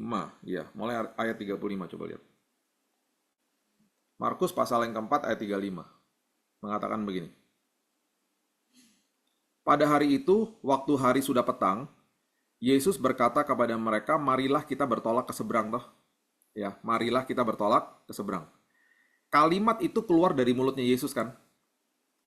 Kalau Yesus bilang marilah kita bertolak ke seberang, apapun yang diucapkan sama dia itu pasti akan terjadi. Terjadinya apa? Terjadinya mereka pasti sampai ke seberang dengan selamat. Paham ya? Karena yang ngomong nih Yesus. Yang keluar dari mulutnya tuh semuanya firman. Firman tidak pernah kembali dengan sia-sia. Dan Yesus adalah firman yang menjelma jadi manusia. Jadi ketika dia mengucapkan firman, firman tidak kembali dengan sia-sia karena Yesus yang ngomong. Kalau Billy Lantang yang ngomong, marilah Bapak Ibu kita menyeberang ke seberang. Belum tentu kita sampai ke seberang dengan selamat. Karena saya yang ngomong. Tetapi ketika Yesus yang bicara, itu pasti mereka sampai ke seberang dengan selamat. Itu sebabnya ayat yang ke-36 dikatakan mereka meninggalkan orang banyak. Lalu bertolak membawa Yesus beserta dengan mereka dalam perahu di mana Yesus telah duduk. Dan perahu-perahu lain juga menyertai dia. Bapak Ibu, banyak orang ditinggal di pantai, gak ikutan di dalam perahu itu. Dan ketika perahu itu mengalami badai ya, dengan Yesus yang ada di dalamnya, mungkin ada banyak orang akan mengatakan begini, aduh, tahu gitu saya gak ikutan di perahu ini. Saya tinggal aja tadi. Prinsip saya, lebih baik saya ada di dalam perahu, mengalami badai, dan mengalami Yesus bersama dengan saya, daripada saya ditinggal, gak ngalami badai, gak ngalami Yesus. Coba, rugi dong sebenarnya. Gak ngalami Yesus akhirnya. Saya lebih baik ada di dalam perahu itu bersama dengan Yesus, walaupun ada badai, pasti aman. Dan saya pasti memetik sebuah pelajaran yang indah. Karena disitulah terjadi sebuah pertumbuhan rohani bersama dengan dia. Ya. Kemudian ayat 37 mengatakan begini, lalu mengamuklah taufan yang sangat dahsyat. Ombak menyembur masuk ke dalam perahu, sehingga perahu mulai penuh dengan air. Sekarang waktu dia bilang marilah kita bertolak ke seberang, apakah dia tahu akan ada badai? Jelas dia tahu. Apakah dia tahu bahwa dia akan tidur? Jelas dia tahu. Dia sebagai manusia ada letihnya toh. Dia mau tidur. Jadi dia udah tahu, makanya dia berfirman di awal. Jadi kalimat marilah kita bertolak ke seberang adalah kalimat yang sedang memproteksi mereka sebenarnya Bapak Ibu. Jadi dia berfirman, marilah kita bertolak ke seberang, yang artinya pasti adalah kita pasti sampai ke seberang dengan selamat. Sekarang saya waktunya mau tidur. Jadi kalimat itu diucapkan sebagai firman yang memproteksi mereka. Nah, ayat berikutnya dikatakan, pada waktu itu, lalu mengamuklah taufan yang sangat dahsyat, ombak menyembur masuk ke dalam perahu, ayat 37, perahu mulai penuh dengan air. Nah, saat itu seharusnya murid-muridnya jangan bangunin dia. Tetapi tidak itu yang terjadi. Pada waktu itu Yesus sedang tidur di buritan di sebuah tilam, murid-muridnya membangunkan dia dan berkata kepadanya, Guru, engkau tidak peduli kalau kita binasa. Harusnya jangan dibangunin. Karena mereka pasti sampai ke seberang dengan selamat. Walaupun ombak menyembur masuk. Tetapi dibangunin juga kan. Dan setelah dia bangunin, Yesus akhirnya bangun menghardik angin itu. Dia katakan, diam tenanglah. Angin reda, danau menjadi teduh sekali. Perhatikan ayat 40 yang tadi saya katakan. Apakah Yesus ngomong begini, terima kasih ya guys, udah dibangunin akunya, hampir loh kita mati bareng. Dia ngomong gitu. Enggak lah. Kalimatnya dia tuh keras sekali loh. Dia ngomong begini, kenapa sih kamu begitu takut? Terus kalimat keduanya tuh betul-betul menampar banget. Kenapa kamu tidak percaya? Dengan kata lain kan saya udah ngomong di awal. Marilah kita bertolak ke seberang. Makanya kalau yang naik perahu itu PD Care and Grow ini. Pasti ayatnya berbunyinya beda. Karena Bapak Ibu pasti nggak bangunin Yesus. Di awalnya sama ya, ombak menyembur masuk. Di saat ketika ombak menyembur masuk, semuanya gandengan di perahu, dipimpin sama Ibu Berta, semuanya berteriak, jangan bangunkan Yesus, pasti semuanya begitu. Terus ada satu yang biasanya datang ke gereja cuma Natal sama Paskah aja, jemaat napas namanya. Dia yang berteriak, dia yang ketakutan sendiri. Bangunin, dia sendiri yang berteriak. Semuanya bilang, tidak, jangan bangunin. Tadi dia udah berfirman, marilah kita bertolak ke seberang, yang artinya adalah kita pasti sampai ke seberang dengan selamat. Semua pasti ngomong begitu. Ombak udah menyembur masuk, udah mungkin setinggi pinggang, dan akhirnya ayatnya berbunyi apa? Akhirnya kapal itu sampai ke seberang dengan selamat, dan di saat itu baru Yesusnya bangun, dan dia katakan kepada Bapak Ibu yang hadir pada malam hari ini, besar imanmu. Karena engkau mengerti janji-janji yang aku sebutkan dari awal tadi. Engkau percaya kepada janjiku. Itu maksudnya.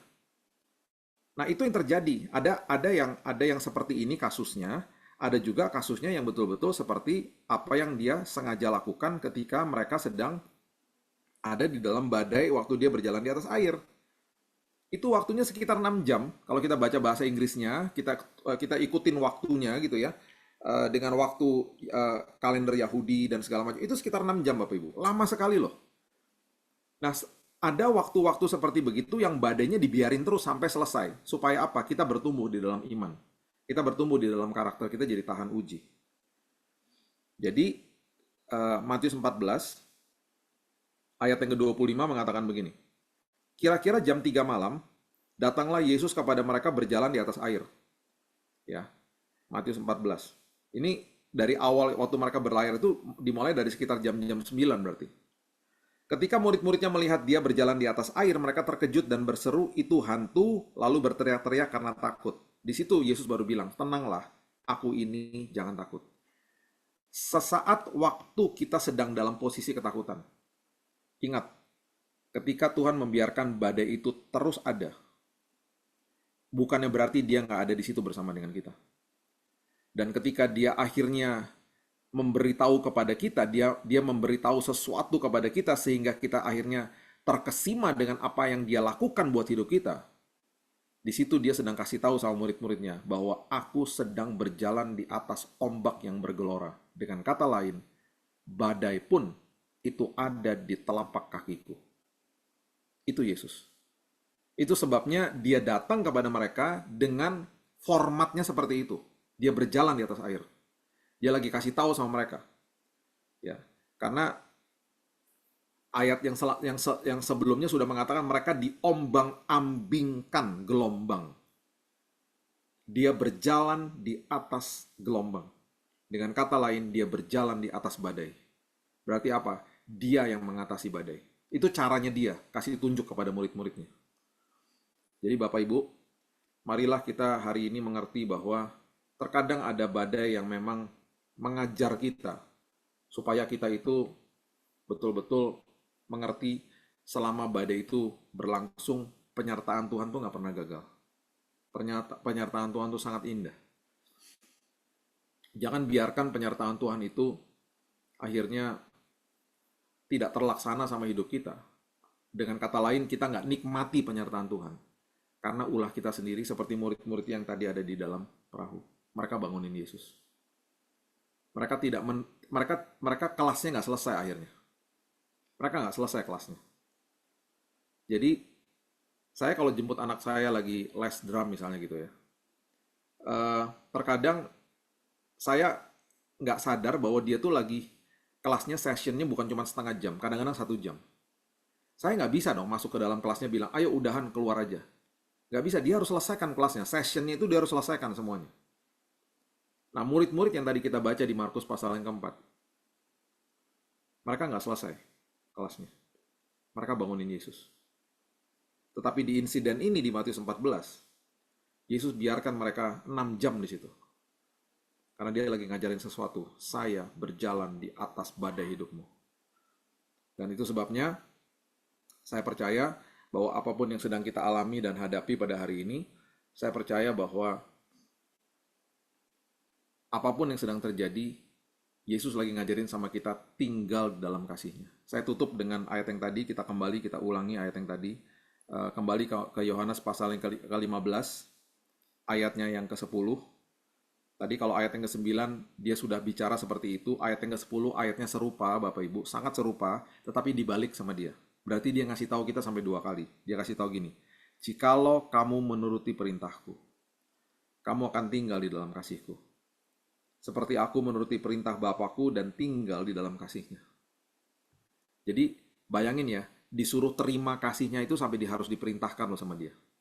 Berarti kan Yesus tahu bahwa manusia itu susah untuk menerima. Ada dua hal yang terjadi sama manusia, sama kita nih kebanyakan. Kado yang terindah itu nggak pernah kita buka. Kasih karunia Tuhan yang begitu dahsyat, begitu indah, kebaikan Tuhan nggak pernah berseberangan sama kita sudah dilayakkan, kita hari ini hidup taat karena itu adalah sebuah buah daripada kebaikan Tuhan. Itu kado itu yang nggak pernah kita buka, makanya kita nggak ngerti. Dan yang kedua, ada orang-orang yang sudah buka kadonya, mereka bilang gini, nggak mungkin lah ini buat saya, terlalu indah lah. Jadi mereka masih melakukan upaya-upaya untuk supaya mereka dilayakkan. Nggak mungkin lah, masa sih buat saya sih gitu. Padahal dia bilang, terima. Kekristenan itu selalu dimulai dari titik menerima, bukan memberi.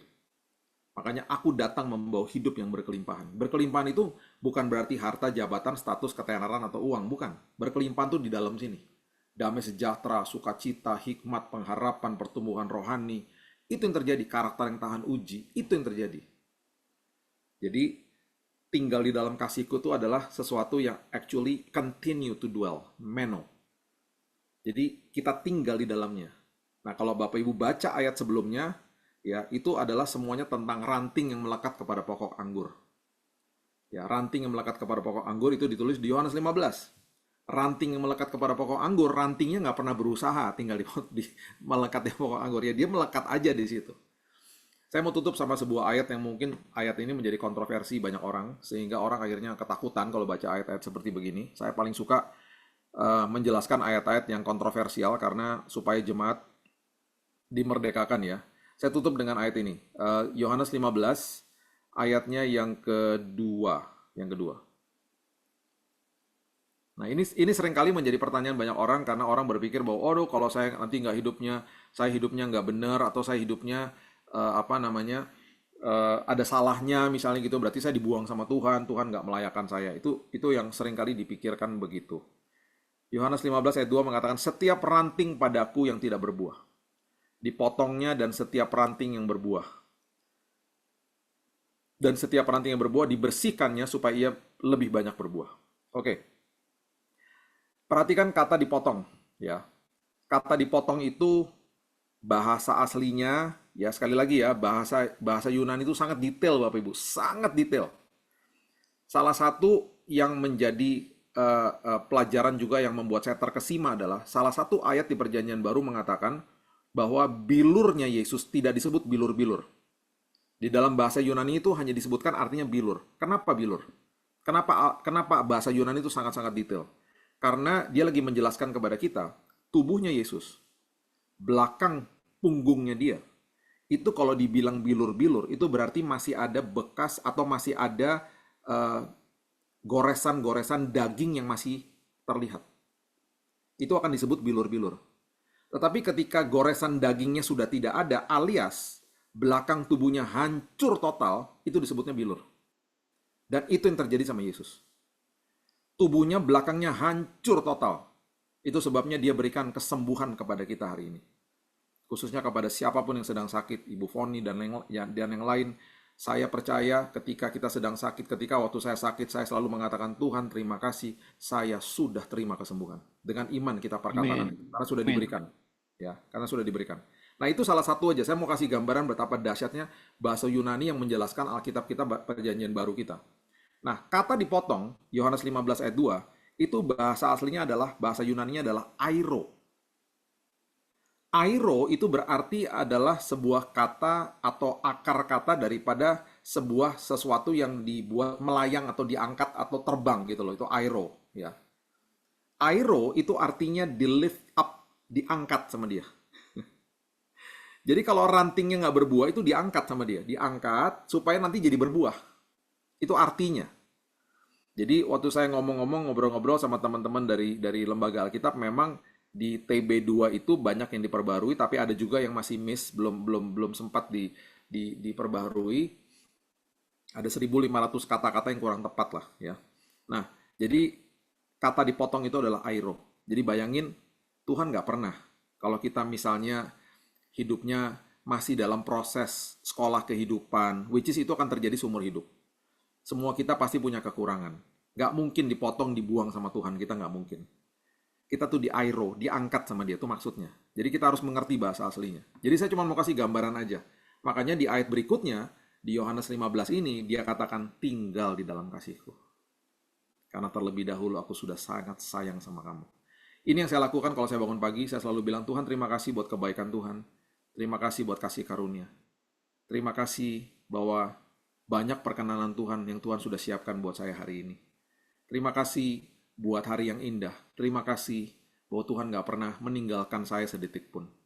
Saya mau selalu setiap pagi mengumandangkan kalimat itu karena saya mau mulai hari saya dengan belajar menerima kebaikan Tuhan. Dan ketika kita belajar terima, hidup kita berkelimpahan di dalam, sehingga akhirnya sama seperti Sakius, gak ada yang suruh.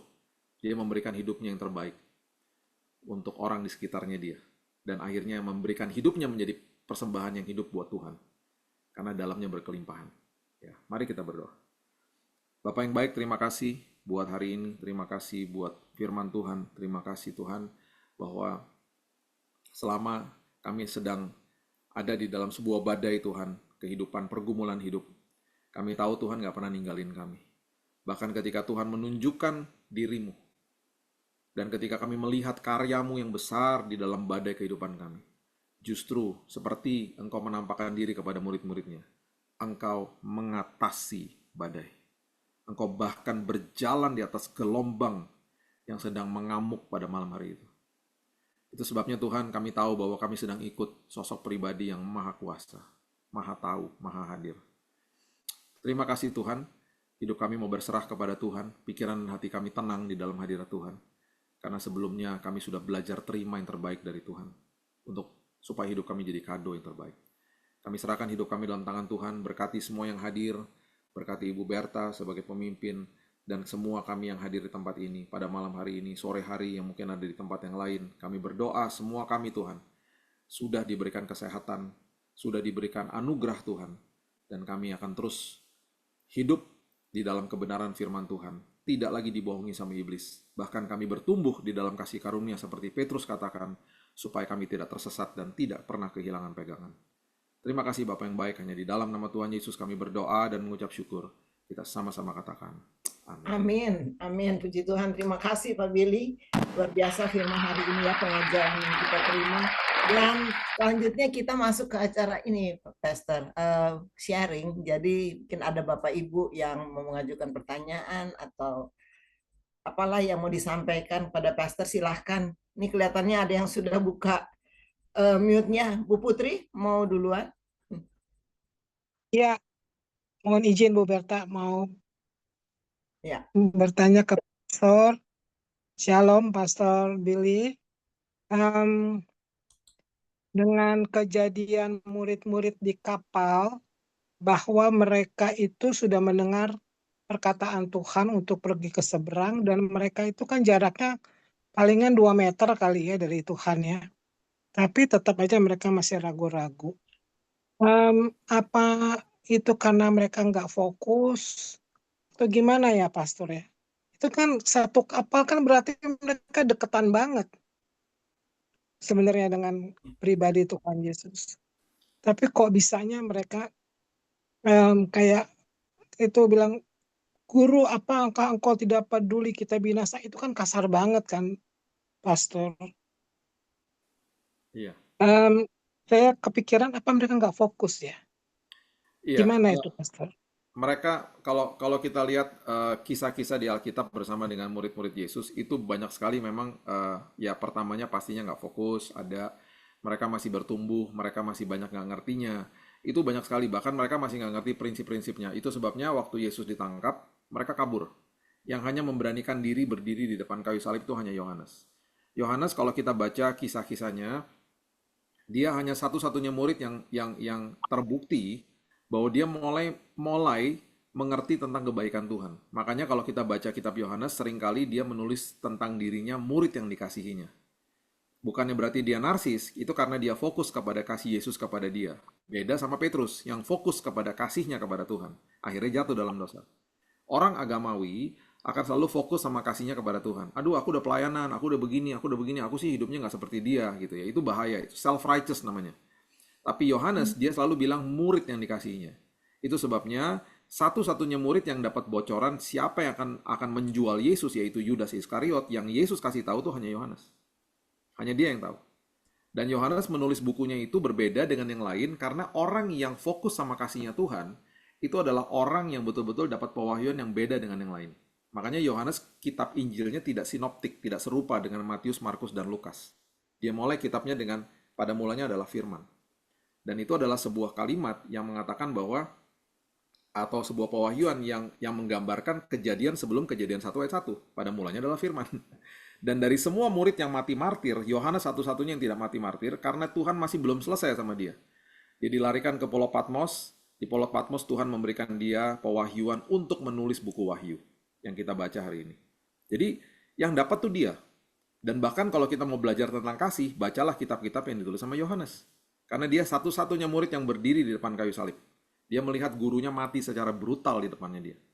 Jadi untuk menjawab pertanyaan tadi Ibu Stella, betul Bu, banyak di antara mereka yang seperti itu. Bahkan kalau kita lihat sejarahnya, setelah 5 roti dan 2 ikan, mereka akan ada lagi memberikan makan kepada 4.000 orang. Itu mereka masih nggak percaya juga Bu. Ya kan, masih terjadi hal yang serupa. Jadi banyak sekali terjadi hal-hal seperti itu. Contoh lagi di Matius 17 misalnya. Yesus bilang apa? Nanti dia akan dibunuh. Dan pada hari ketiga dia akan dibangkitkan. Tiba-tiba muridnya responnya apa? Mereka semuanya sedih. Harusnya apa? Mereka nggak dengar kata dibangkitkan dong berarti. Harusnya waktu mereka dengar kata dibangkitkan, mereka akan bilang gini, aduh serius? Aduh, oke deh kalau gitu nggak apa-apa deh dibangkitkan. Karena pasti dibangkitkan gitu. Dan itu sering kali makanya mereka terkejut ketika Yesus menampakkan diri. Berarti selama itu mereka nggak mudeng. Berkali-kali loh Yesus memberitahu tentang penderitaannya dia kepada murid-muridnya yang akan datang. Matius 17 dan dikatakan di Markus 9, Lukas 9, itu banyak sekali yang dia kasih tahu tentang apa yang akan terjadi sama dia. Mereka nggak mudeng. Jadi bahkan sampai Thomas saja ragu-ragu kok gitu ya.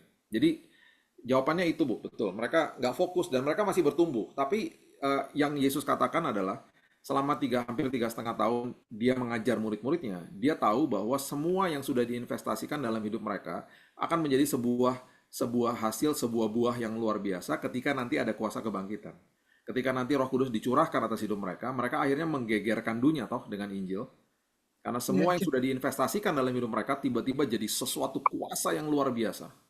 Jadi makanya dia nggak punya tim cadangan. Ketika murid-muridnya kabur kan mungkin aja ada orang-orang atau keluarganya yang mengatakan, sayang ya, kelompok itu kabur semua ya. Padahal kan mereka digadang-gadang nanti akan jadi penerusnya Yesus bahkan. Oh sayang ya semuanya kabur gitu. Yesus tenang aja tuh.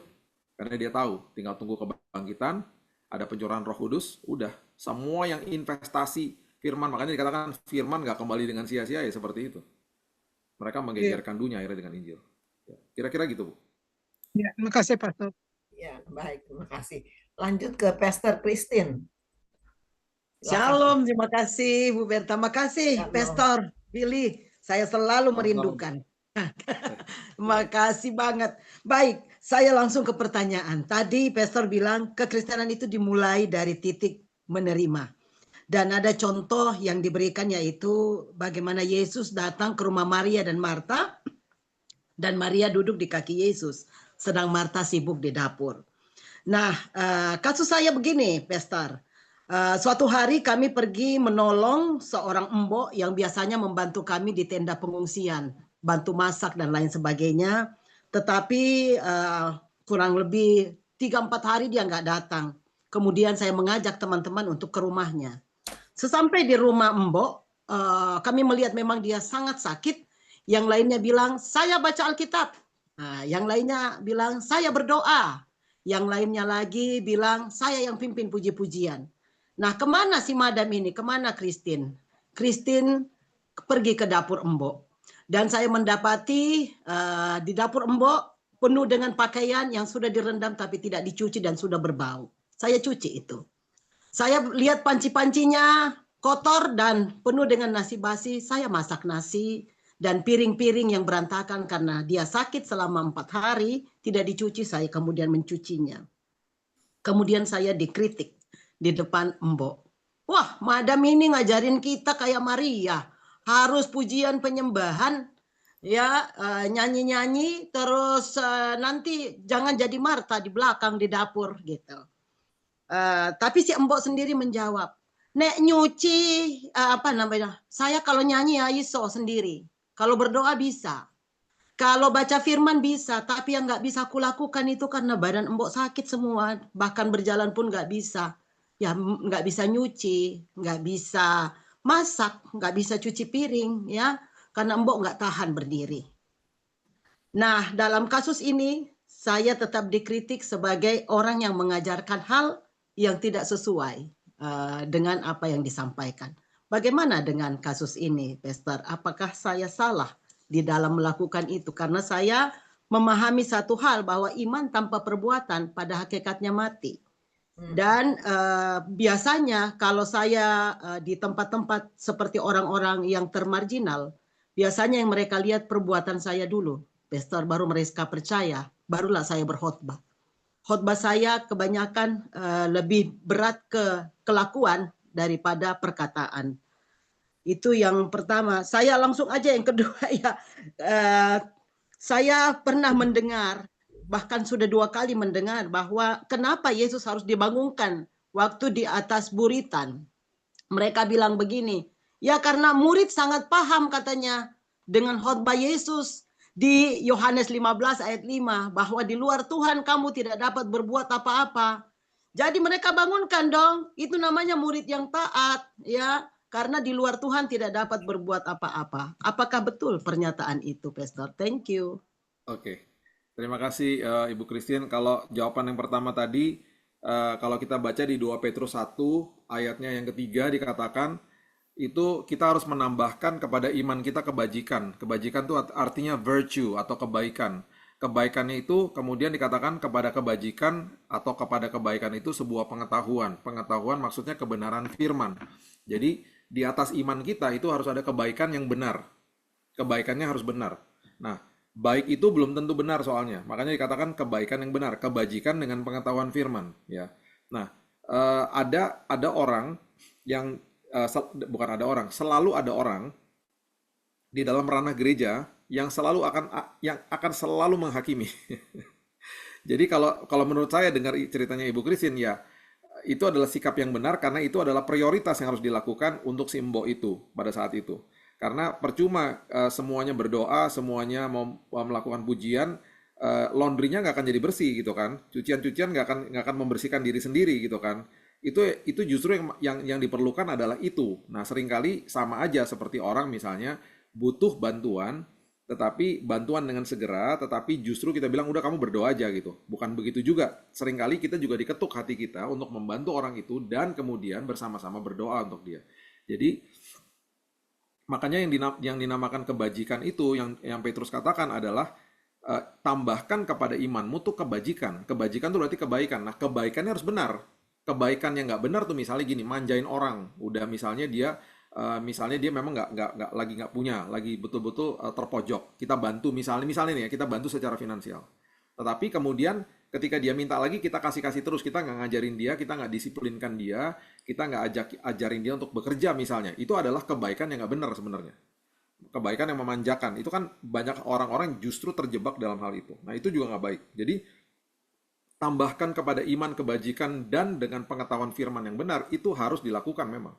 Jadi kalau bagi saya, ya orang yang menghakimi selalu akan ada. Ya. Nah, yang kedua, kalau kita lihat konteks dari jawaban tadi yang ketika Yesus dibangunkan, kalau betul-betul dia telah dibangunkan, dia katakan begini, terima kasih kamu sudah bangunkan saya, karena dengan hanya saya yang bisa menghardik angin ini misalnya, itu konteksnya akan berbeda. Tetapi enggak, dia kan katakan kenapa kamu takut, kenapa kamu nggak percaya, gitu loh. Jadi itu konteksnya harus dilihat. Kita harus lihat konteksnya, kita harus lihat keseluruhan kisahnya. Kita bahkan harus lihat kadang-kadang background atau kultur daripada ceritanya. Ya, contoh lain lagi misalnya gini. Kita selama ini masih berpikir bahwa gunung yang terjadi kemuliaan atau transfigurasi di mana Yesus berubah mukanya itu yang dia hadir di depan murid-muridnya dengan Musa dan Elia. Selama ini kalau kita ke Israel kan kita selalu pikirnya di Gunung Tabor yang ada di Yordania. Itu kalau kita baca kisahnya, kalau kita baca konteksnya, itu ada kemungkinan bukan di situ. Itu ada kemungkinan justru di daerah Hermon. Jadi banyaklah hal-hal yang kayak gitu yang kalau kita baca konteksnya, baca eksposisinya, kita lihat sejarahnya, topografinya, itu harus dibaca secara keseluruhan. Jadi kalau menurut saya, kalau kita lihat respon daripada Yesus setelah dibangunkan, itu menunjukkan bahwa dia nggak mau dibangunin. Mengapa kamu nggak percaya? Mengapa kamu begitu takut gitu loh? Kecuali dia ngomong gini, aduh makasih ya guys, hampir loh kita mati tenggelam sama-sama. Itu kan dia nggak pernah ngomong gitu. Jadi semua kalimat-kalimat yang dia ucapkan itu mengandung bobot firman yang luar biasa. Jadi kita harus lihat satu-satu. Ya, jadi saya lagi sedang menyusun lah ya. Saya nggak tahu kapan. Saya akan nanti akan upload di YouTube saya eksposisi tentang buku Matius dulu lah. Jadi saya bahas Matius 1, Matius 2 dengan satu-satu ayatnya. Jadi mudah-mudahan saya nggak tahu kapan, tapi saya lagi mengerjakan lah materi-materinya supaya nanti paling tidak jemaat mulai ngerti nih buku Matius seperti apa, buku Roma itu seperti apa. Jadi kisah di balik ayatnya. Jadi kita eksposisi aja satu-satu. Jadi kalau misalnya bingung, tinggal lihat aja ntar videonya. Nanti akan bahas Matius 17 misalnya, ntar ada video sendiri. Tinggal dicari aja ayat ini artinya apa sih nih gitu ya. Nanti tapi itu panjang sekali, nanti itu akan memakan waktu yang sangat lama. Tapi mudah-mudahan nanti segera saya akan lakukan. Kira-kira gitu, Bu. Baik, terima kasih, Pastor. Silahkan, Bu Debbie. Ya, shalom, Pastor Billy. Shalom. Tadi tentang firman Tuhan di Yohanes 15 ayat 2. Kadang kan hamba Tuhan masukin ayat 2 bergabung dengan ayat 6. Setiap ranting padaku yang tidak berbuah dipotongnya, dan setiap ranting yang berbuah dibersihkan supaya lebih banyak berbuah. Tapi kan biasanya digabungin dengan barang siapa yang tidak tinggal di dalam aku dibuang di luar seperti ranting dan menjadi kering, kemudian dikumpulkan orang dan dicampakkan ke dalam api lalu dibakar. Itu maksudnya gimana, Pastor? Itu aja pertanyaan saya. Iya, kalau kita lihat ya di Alkitab bahasa Inggris misalnya ya, Yohanes 15 ayat 2, itu dikatakan di take it away. Take it away itu bahasa Indonesia diartikan dipotong gitu. Jadi kita jadi bingung ya. Take it away itu sebenarnya kan diangkat, sedang diangkat sama dia, ya. Kemudian setiap kali ada kalimat-kalimat seperti misalnya di Perjanjian Baru banyak ya, seperti dikatakan dia itu seperti api yang murka dan lain sebagainya gitu-gitu. Terus nanti akan terjadi penghakiman terakhir dan itu akan orang-orang yang tidak percaya akan dihukum bla bla bla. Kalau kita baca itu di konteks Perjanjian Baru, itu berbicara tentang orang-orang yang tidak menerima Yesus sebagai juru selamat. Itu yang harus kita pahami. Setelah kita menerima Yesus sebagai juru selamat, kita sudah diadopsi. Itu namanya diproses dikuduskan. Jadi gini, prinsipnya gini, kita harus mengertinya gini. Jadi kalau kita baca ayat itu kita harus mengertinya di dalam pikiran paradigma kita gini. Waktu manusia jatuh dalam dosa, manusia mengalami proses kematian. Kalau kamu makan buah itu kamu pasti mati. Itu kan dikasih tahu begitu. Mati itu artinya dipisahkan. Waktu kita terima Yesus sebagai juru selamat, kita dikuduskan sama dia. Dikuduskan artinya juga dipisahkan, sama artinya, sama mati. Tapi yang mati itu dipisahkan dari hadirat Tuhan, orang itu masuk ke dalam dunia. Kalau dikuduskan itu dipisahkan dari dunia kembali kepada hadirat Tuhan. Diadopsi kepada hadirat Tuhan. Itu yang terjadi. Jadi itu harus kita bedakan. Jadi kalau kita baca Perjanjian Baru, kalau tiba-tiba nanti kita baca ada api neraka, ini segala macam, itu diperuntukkan bahwa untuk orang yang menolak Yesus sebagai juru selamatnya. Itu kita harus bisa bedain. Dan untuk kita anak-anaknya, di hari penghakiman terakhir, ya, itu semuanya ketika kita berhadapan sama dia, yang Bapa di sorga lihat itu bukan kita, yang dia lihat adalah Yesusnya. Di Yesus jadi mediatornya kita semuanya sebagai orang percaya. Itu yang terjadi. Ya, jadi itu harus kita mengerti dulu.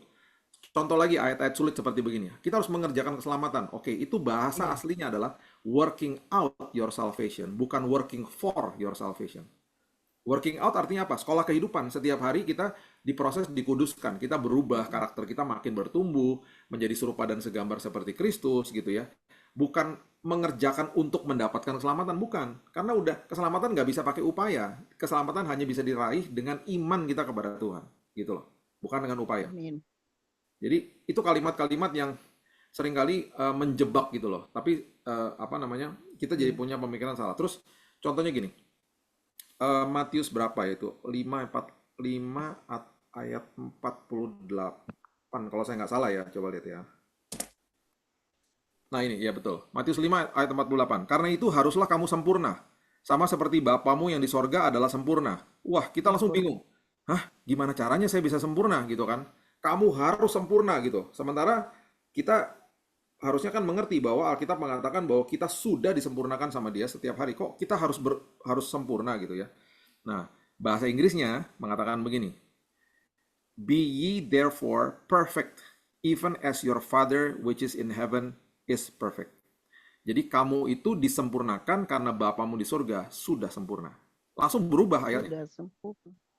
Kalau kita baca Alkitab NLT, Alkitab NIV, pasti berubah langsung semuanya, pengertiannya.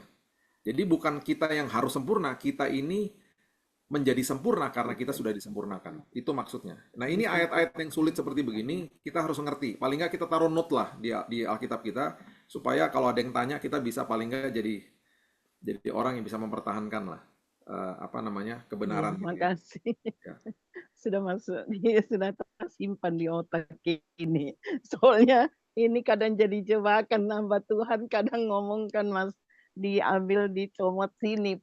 Ya kita yang enggak ngerti ya maksudnya dalam terjemahan bahasa Inggrisnya kita enggak pernah baca, akhirnya pada enggak ngerti gitu. Jadi firman Tuhan ini berlaku untuk kita yang sudah terima Yesus Kristus sebagai Tuhan dan Juru Selamat, itu yang akan terjadi juga kepada kita. Dan saatnya sekarang kita sudah mengerti. Terima kasih banyak PS Billy, Tuhan berkati. Terima kasih Ibu Berta. Iya, terima kasih Bu Debbie, terima kasih Bu Belly. Ya, langsung sambung saja Pak. Bung Tema? Silakan Bung Tema. Ya, terima kasih. Salam Pastor Billy. Shalom Pak. Sangat memberkati. Dan saya sering lihat di media sosial, sekarang bersatu di Zoom ini ya. Puji Tuhan. Ya. Saya tadi tersimpan perenungan dalam tentang kasus terbakarnya Los Angeles. Saya mengikuti sebagian, bahkan sempat melihat YouTube, ada perempuan jauh-jauh hari sebelumnya telah mengingatkan kota itu untuk bertobat. Ada itu di YouTube. Tapi saya membawa juga dalam satu ingatan tentang Sodom dan Gomora. Juga dihabisi kan begitu ya. Nah, saya percaya kasih Tuhan itu juga pada orang-orang berdosa.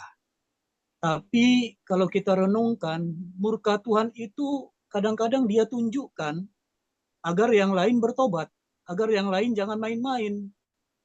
Saya sedih sekali ketika artis-artis selebritas di Los Angeles itu bikin survei, tertawalah mereka. Yesus 0 nilainya.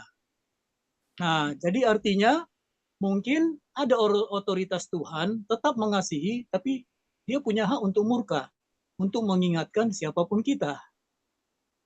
Mohon ditanggapi, Pastor Ya. Billy. Terima kasih. Ya, kalau tanggapan saya adalah sekali lagi saya tetap pada hari ini sampai selamanya saya tidak akan pernah percaya bahwa Tuhan menghukum manusia hari ini atau Tuhan mengirimkan api dari surga membakar manusia. Saya nggak percaya. Kalau kemarin dengan semua nubuatan yang terjadi, betul saya percaya ketika nubuatan itu terjadi, itu adalah nubuatan tentang sebuah bencana. Betul, saya percaya orang bisa diberi sebuah pewahyuan dari Tuhan. Hati-hati, sebentar lagi akan ada api dan lain sebagainya. Sebentar lagi akan ada banjir dan lain sebagainya. Saya percaya banyak orang dapat pewahyuan seperti itu kok, bahwa memang banyak orang berdosa dan memang karena penyertaan Tuhan tidak ada bersama dengan mereka, ketika terjadi bencana seperti itu memakan korban yang sangat banyak. Dan kita sudah lihat banyak sekali contohnya di dalam dunia ini. Apakah berarti Tuhan ketawa-ketawa di sorga? Saya nggak percaya, karena dia menangisi Yerusalem. Dia menangisi Yerusalem, dia katakan, saya sedih sekali. Saya udah kasih tahu sama kamu, dan kamu masih nggak percaya. Saya sedihnya luar biasa. Kenapa? Waktu dia masuk ke dalam kota itu, mereka semua teriak hosana.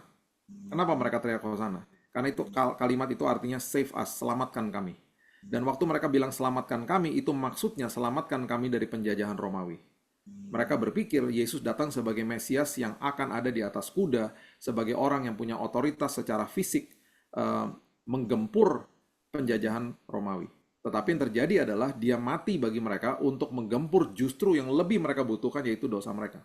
Dan ketika mereka sadar bahwa dia datang bukan untuk membebaskan mereka dari pembebasan Romawi, mereka kemudian katakan, salibkan Yesus.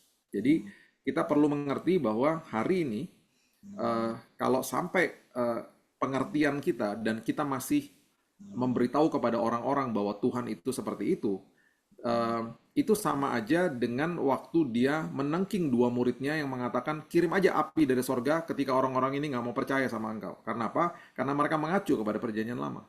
Yesus langsung menengking kedua muridnya itu. Dan itu yang terjadi. Itu sebabnya ketika itu yang terjadi, akhirnya kabar baik itu tidak tersebarkan dengan khotbah-khotbah seperti itu. Karena yang dia datang kepada dunia ini, untuk dunia ini adalah sebuah kabar baik bahwa saya datang. Dan saya datang hari ini. Dia katakan, saya sudah selesaikan di kayu salib. Betul, nanti dia akan datang di wahyu. Betul, sebagai hari penghakiman. Untuk apa? Menghakimi orang-orang yang tidak percaya kepada dia. Betul, itu nanti tapi. Hari ini, ketika hari ini kita hidupi, tidak ada penghukuman, penghakiman, penuduhan, bahkan kutuk keturunan sudah dipatahkan di kayu salib. Tetapi ketika ada orang bernubuat tentang sebuah bencana, betul, banyak orang kok bernubuat tentang banjir bandang di Indonesia kemarin. Waktu ada tsunami juga ada orang yang sempat bernubuat tentang itu dan lain sebagainya. Betul, itu sebuah warning bahwa memang karena kita harus mengerti juga begini, ketika di kayu salib yang ditebus tuh manusianya, bukan buminya. Buminya tetap makanya terjadi kegelapan di mana-mana, terjadi bencana di mana-mana karena bukan buminya yang ditebus sama Yesus. Yang ditebus adalah manusianya. Buminya sudah diserahkan kepada iblis kan sama manusia sejak awal. Gitu. Jadi itu yang perlu kita pahami. Makanya kenapa masih terjadi kecelakaan, masih terjadi bencana, kegelapan di dalam dunia ini. Karena ya itu yang terjadi. Ya. Nah, ketika dia memberikan pengorbanan di kayu salib, itu kemudian juga dia memberikan kepada orang-orang yang juga tidak pernah dipaksa sama dia. Dia nggak pernah paksa. Itu adalah sebuah free will, sebuah keputusan, karena itu adalah proses daripada kasih yang sebenarnya. Karena kasih adalah keputusan, bukan perasaan. Jadi dia terus kasih kesempatan sama orang-orang ini. Dan kemarin kalau anak saya menyaksikan, dia bilang rumah-rumahnya orang-orang Kristen yang terbakar itu banyak sekali yang ada terjadi di Pasadena. Mereka kena bencana juga saat itu. Dan banyak di antara mereka juga yang tidak punya asuransi untuk kebakaran maksudnya. Jadi mereka harus bangun lagi dari nol dan lain sebagainya. Gitu loh. Jadi Yang namanya bencana ya bencana. Tetapi kita juga harus paham di satu sisi betul yang seperti Bapak katakan tadi. Mereka betul-betul mengejek Tuhan dan lain sebagainya. Betul. Olimpiade waktu kemarin di Paris. Oh, mengejek Tuhan. Tetapi justru di balik itu semuanya biasanya ya, bukan biasanya, selalu Tuhan itu pasti menunjukkan kemuliaannya di balik sebuah bencana. Yang saya dengar kemarin banyak sekali orang-orang sudah mulai bertobat.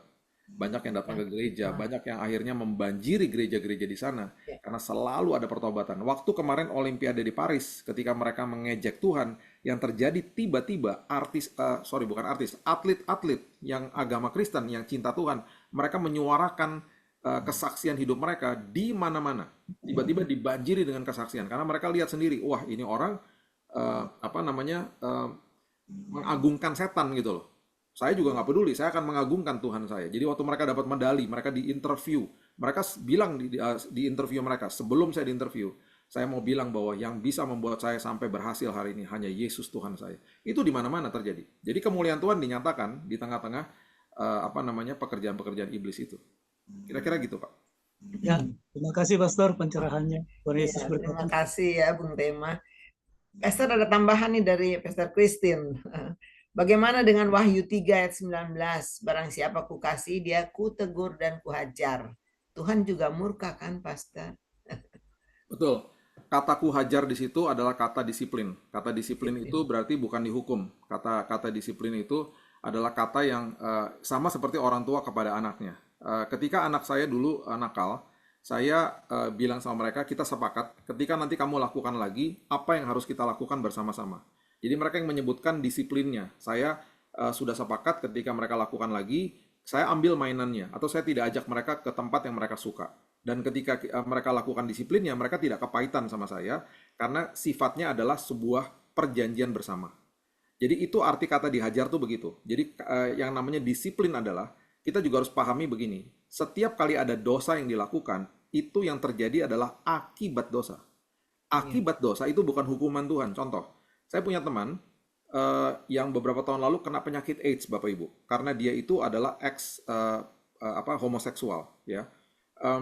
Kita teman dekat kita. Waktu dia terima Yesus, apakah Tuhan Yesus mengampuni dosa dia? Oh jelas, bahkan sebelum dia lahir juga Tuhan sudah menyediakan pengampunan. Dia terima Yesus sebagai juru selamat, tetapi dia kena AIDS. AIDS itu adalah akibat dari perbuatan dia, bukan hukuman Tuhan, gitu loh. Karena Tuhan nggak menghukum. Itu akibat dari dosa. Jadi semua orang harus menanggung akibat dosa. Contoh, seorang misalnya mencuri uang. Kemudian dia harus masuk penjara. Dan dia orang Kristen. Tuhan ampuni, jelas Tuhan ampuni. Tetapi dia menanggung malu, dia menanggung kerugian waktu misalnya. Itu akibat ulahnya dia, gitu. Jadi kita harus bisa bedakan. Jadi itu contoh analoginya begini. Misalnya papa saya mau pergi, kemudian dia bilang gini, Bill, kamu jagain adik-adik kamu ya, papa tinggalin obat merah di atas meja. Kalau ada apa-apa, itu ada obat merah.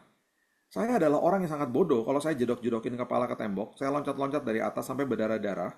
Terus kalau adik-adik saya bilang gini, kenapa sih kamu kayak gitu? Tenang aja, kan ada obat merah gitu. Yang bodoh kan saya. Oke deh, obat merahnya nyembuhin, tapi yang sakit kan saya. Terus waktu obat merahnya nyembuhin ada boroknya diliatin orang, malu gitu karena bekas luka. Yang malu siapa? Saya. Jadi semua tindakan tuh ada akibatnya. Yang nanggungnya kita sendiri gitu loh. Dan jangan salahin Tuhan. Jadi kita harus bisa bedain lah. Sampai kapanpun, sekali lagi ya, sampai kapanpun, tidak akan ada apapun dan siapapun yang sanggup memisahkan kasih Tuhan atas hidup kita. Dia sayang sama kita, titik. Jadi kalau ada orang, dan ini kalau kita balik ya, kalau gitu Pak, kasih karunia Tuhan adalah tiket buat dosa. Berarti kamu belum menerima kasih karunia yang sebenarnya. Kalau kamu terima kebaikan Tuhan, kamu makin kamu buat dosa.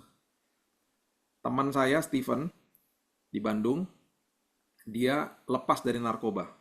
Tidak pernah masuk ke rumah rehab. Dia disambut sama papanya kalau lagi mabok, ditemenin sama papanya, dibuatin teh panas, papanya tidur sama dia, dibelai rambutnya, didoain, dibisikin kalimat seperti begini setiap kali dia pulang mabok. Nak, papa sayang sama kamu. Nak, Tuhan Yesus sayang sama kamu. Dia waktu bertobat, dia bilang gini, Bill, waktu aku bertobat, aku berkali-kali, berhari-hari, berbulan-bulan mendengar kalimat-kalimat dari papaku yang sangat mengasihi aku. Aku berkelimpahan di dalam, Bill. Satu pagi aku bangun, aku bilang gini, Tuhan, aku nggak mau lagi buat dosa. Aku mau lepas dari narkoba. Aku tidak mau menyakiti hati orang tuaku lagi. Dia bilang gini, saya melihat Yesus di dalam hidupnya papa saya. Saya lihat Yesus sama seperti Sakeus. Saya menerima yang terbaik. Akhirnya saya bisa berikan yang terbaik. Tanpa rehab. Dia lepas begitu aja karena dia menerima kebaikan Tuhan. Posisinya apa? Menerima. Jadi itu yang terjadi akhirnya. Ya. Jadi itulah kasih karunia Tuhan justru memerdekakan manusia, bukan tiket buat dosa. Kira-kira gitu, Bu. Oke. Makasih. Dan Pastor Christine, sorry, sebentar aja. Saya mau tanya, mungkin ada yang lain. Kalau ada yang mau bertanya, silahkan nanti ke Pastor ya. Mungkin mereka nggak ngerti raise hand. Silahkan Bapak Ibu ada? Oke, yang penting udah dikasih kesempatan. Ya, silahkan aja Pastor Christine. Sambung. Ya, terima kasih Bu Berta untuk kesempatan berikutnya. Sebelum saya bertanya yang ada yang mendetail, saya cuma mau mengkonfirmasi apa yang barusan dikatakan Pastor Billy, karena saya memang jadi panitia juga waktu Olimpiade. Nah, waktu kejadian itu ya, yang dipakai kan olok-olok perjamuan ya, perjamuan terakhir. Nah, semua mereka bilang begini, "Ih, untung ya orang Kristen yang diolok-olok agamanya. Coba kalau yang lain pasti membunuh, pasti menyerang, pasti hancur ini kota Paris," katanya. Jadi orang Kristen itu terkenal dengan kasihnya. Dia memaafkan, dia mengampuni, dan dari situ banyak yang bertobat. Ya, ini masa penuaian yang luar biasa. Berikutnya saya mau tanya ya sehubungan dengan kasih ini. Kalau kita melihat ada teman kita hamba Tuhan yang benar-benar melakukan kesalahan dan kita tegur Pastor, tetapi tetap tidak mau minta maaf, akhirnya seperti yang disampaikan tadi dalam Yohanes 15 ayat 2, setiap ranting yang sudah tidak berguna lebih baik dibuang, istilahnya diamankan, didisiplinkan dulu Pastor. Ya, tetapi inilah akibatnya ketika kita mendisiplinkan seseorang yang selalu datang kepada kita. Saya adalah seorang pemarah, saya adalah seorang yang mau menjadi Tuhan karena menghakimi. Apakah salah ketika kita harus menegur seseorang? Kan lebih baik teguran yang nyata-nyata daripada kasih yang tersembunyi. Dan seorang kawan itu memukul karena kasih. Ya, daripada seorang lawan dia mencium secara berlimpah-limpah padahal maksudnya jahat. Tolong saya karena saat ini saya sedang menghadapi hal itu, Pastor. Menegur hamba Tuhan tetapi diartikan salah, disalah tanggap ya. Terima kasih, Pastor. Ya, udah kalau ditegur ya harusnya kita juga di dalam ranah menegur itu kan biasanya kan kita lakukan empat mata atau kita lakukan dengan cara yang pastinya bijak ya.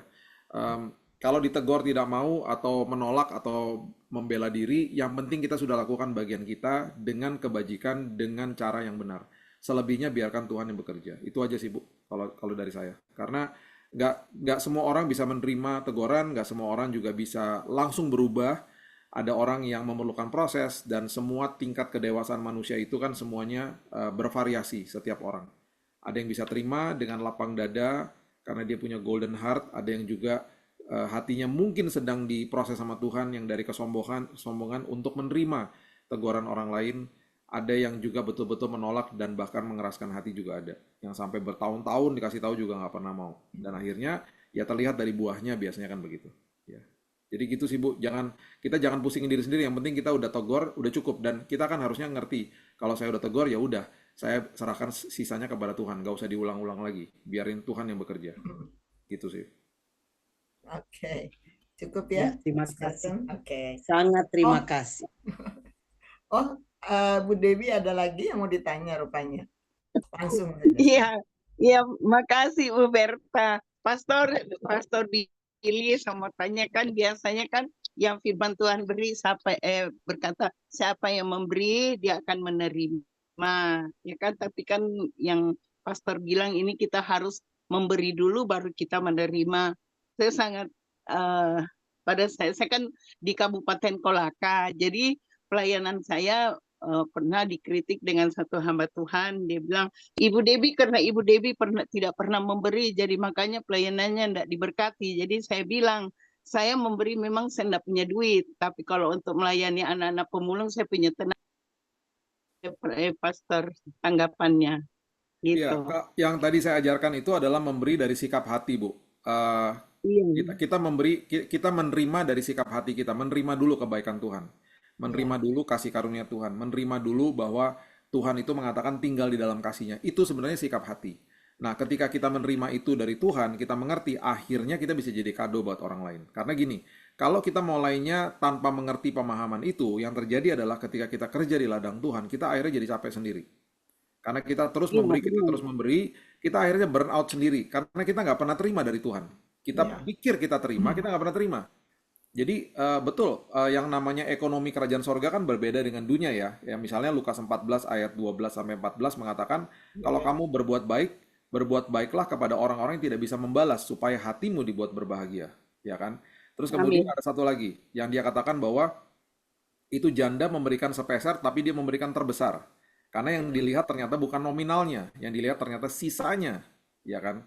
Jadi kerajaan sorga tuh ekonominya berbeda dengan dunia. Jadi ketika itu yang kita lakukan, betul kita harus menabur, karena di dalam proses pemberian Tuhan pun di Kejadian 1 ayat 29 ketika dia katakan aku memberikan buah yang berbiji, itu adalah provisi Tuhan yang pertama kali dia berikan kepada manusia. Itu apa? Pemeliharaan Tuhan. Nah itu kata berbiji ada 2 kali diucapkan di ayat 29 itu, Kejadian 1 ayat 29. Artinya apa? Buahnya untuk dimakan, bijinya untuk ditabur. Jadi semua apapun yang Tuhan titipkan dalam hidup kita, pasti ada unsur biji yang harus ditabur. Baik itu talenta yang kita dapat dari Tuhan, kita patut untuk ngajarin kepada orang lain, kita tabur. Uang juga gitu, waktu juga gitu. Nah, kalau misalnya Ibu Debbie punyanya waktu, ya itu yang Ibu Debbie kasih. Iya, habis cuman itu. Saya terus terang, saya enggak punya income. Saya hanya bergantung ke anak-anak. Nah, kalau anak-anak kasih, nah itu saya berbagi buat, karena saya tinggal dengan adik saya yang kedar. Jadi saya di sini bagaimana saya nampak Yesus. Itu. Jadi saya layani di sini mayoritas yang 99% itu Muslim. Itu. Jadi pada saat itu hari mau Natal dia, iya Ibu Debbie bagaimana pelayananmu tidak diberkati kalau tidak pernah menabur. Jadi saya langsung jawab, memang saya tidak bisa menabur secara dana tunai besar. Tapi yang saya menabur, saya punya hati untuk melayani anak-anak di pemulung. Kenapa Bapak tidak mau melayani di sana? Saya bilang, saya melayani di pemulung. Saya bilang gitu. Saya kira cuman itu yang saya bisa beri, dan prinsip saya kalau saya tidak bisa memberi secara materi, tenaga saya masih bisa, saya memberi tenaga gitu. Cuman itu saja yang bisa dibuat, memberi tenaga dan mendoakan. Habis mau bikin apa? Kita enggak punya apa-apa, mau kasih apa? Itu sudah ya cukup, kan, itu sudah cukup di mata Tuhan. Dan kalau misalnya ada orang ngomong yang lain, ingat bahwa identitas kita itu yang seperti Alkitab katakan. Ibu Debbie adalah pribadi yang serupa segambar seperti Tuhan, lebih dari pemenang. Apapun yang orang katakan tentang kita itu hanya opini mereka, itu aja. Jadi teruskan apa yang Ibu Debbie lakukan. Iya, terima kasih firman Pak Billy menguatkan. Saya terus terang Pak Andre tahu saya hampir drop sampai anak-anak tidak mau saya layani lagi karena pemikiran saya tidak pernah memberi gitu. Tapi karena ini dapat teguhan firman saya. Ya, semangat. Ya, Bu. Semangat, Bu. Terima kasih. Ya, semangat. Iya, Pak. Terima kasih, Bang. Iya, makasih Pak Billy. Hidup dengan prinsip-prinsip kerajaan Allah ya, bukan prinsip dunia. Jadi berbeda memang, puji Tuhan. Ya, saya Pak Gibson. Pak Gibson mau bertanya, Pak Gibson. Untuk sekedar info, Pastor Billy, Pak Gibson ini sudah di tempat tidur selama 28 tahun karena kecelakaan kerja waktu muda. Jadi beliau ini di tempat tidur terus dan sekarang mau bertanya, silahkan Pak Gibson. Buka kamera aja kali ya Pak Gibson, nggak apa-apa di tempat tidur. Nah, oke. Selalu kelihatan senyumnya, semangatnya. Silahkan open dulu itunya, mute-nya. Ya, terima kasih. Pak Pendeta ya, Pak Billy ya. Iya. Billy. Sering saya mengikuti semua yang ada di YouTube. tersebar di viral-viral manapun. IG sama YouTube, Instagram sama YouTube. Jadi sangat menguatkan, banyak memotivasi yang Pak Billy Lantang yang kasih tahu, dan saya sendiri termasuk termotivasi ketika Pak Billy Lantang dulu pernah bercerita tentang ada di kursi roda itu dulu ya, itu sangat menguatkan saya itu Pak Billy. Tapi sekarang pertanyaan saya tentang memberi tadi ya Pak Billy, memberi itu pertanyaan saya begini Pak Billy, kalau kita memberi dari kelebihan itu biasa dilakukan oleh semua orang, artinya sangat jarang sekali orang, saya memang di Alkitab ada memberi seperti janda Sarfat ya, itu memberi, atau seperti janda yang ada di gereja atau di rumah Tuhan, dia memberi dari apa yang ada pada dia gitu. Bagaimana kalau kita memberi di zaman sekarang ini, apa masih relevan? Itunya lagi yang ada sama kita. Misalnya makan sore, itunya lagi yang ada di tangan kita. Lalu kita beri, apakah kita akan diberkati untuk sampai sore ini? Padahal itunya lagi yang ada di tangan kita. Kita harus memberikan kepada yang sangat membutuhkan daripada kita menurut kita, begitu ya. Apakah Tuhan akan memberkati kita di sore hari lagi nanti? Itu memang pertanyaan untuk Tuhan sebenarnya ya Pak Billy ya. Terima kasih. Tuhan berkati. Iya Pak Gibson, tadi seperti saya sudah bahas barusan, yang dilihat sama Tuhan itu adalah sisanya, bukan jumlahnya, bukan nominalnya. Jadi kalau misalnya janda itu dia memberikan sepeser dari segala miliknya, yang dikatakan dia melakukan sebuah pemberian yang terbesar. Jadi kalau dunia 10.000 sama 100.000 pasti di mata dunia besaran 100.000, tetapi di mata Tuhan dia tidak lihat nominalnya, tapi dia lihat sisanya. Jadi apapun yang ada di tangan kita, kalau Tuhan sudah gerakan untuk kita bagi, walaupun dari kekurangan kita, justru pemeliharaan Tuhan. Dan ketika kita memberi, motivasi hati kita juga bukan untuk saya mau memberi supaya saya diberkati, bukan. Saya memberi karena saya mengasihi Tuhan. Saya memberi karena saya sudah diberkati sama Tuhan. Harusnya kan gitu.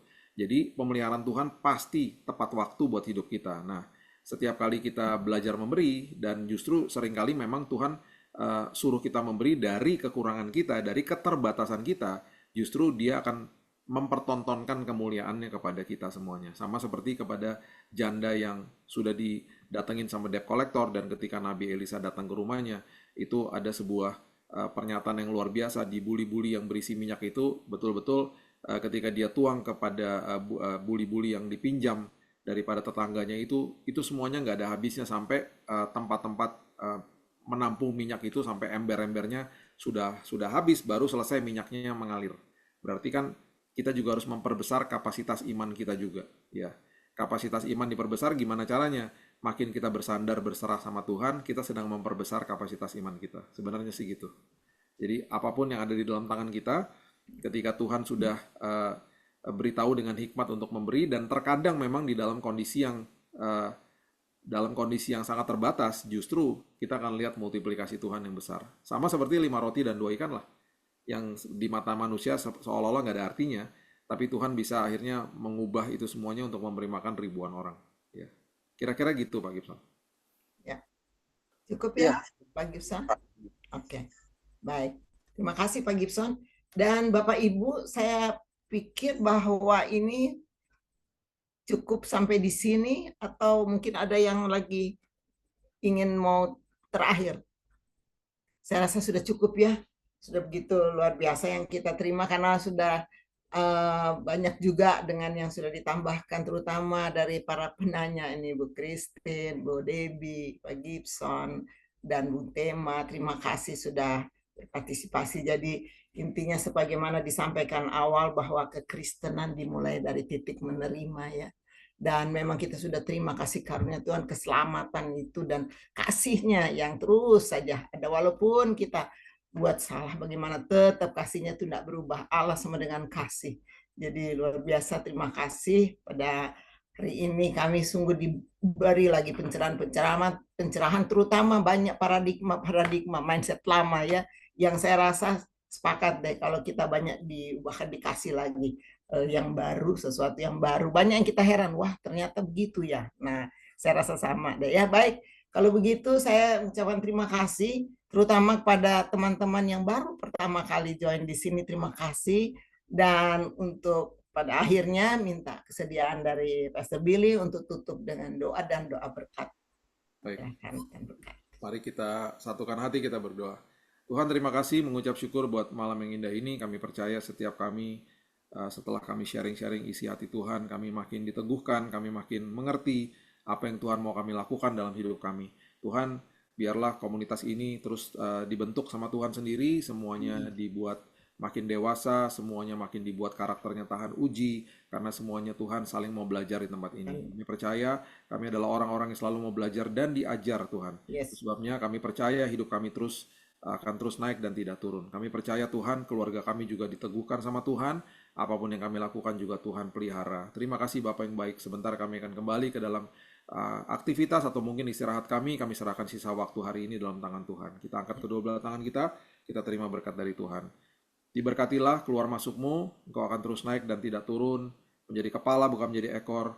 Lumbung-lumbungmu diisi penuh sama Tuhan, apapun yang kau kerjakan, Tuhan membuatnya berhasil. Dan ada perlindungan, penyertaan Tuhan, kesehatan di atas tubuh, jiwa, dan rohmu, damai sejahtera, sukacita, hikmat, pengharapan, melengkapi hidupmu dari hari ini sampai Maranatha, Yesus datang kembali. Terimalah berkat ini, dan jadilah berkat, jadilah kado bagi orang lain.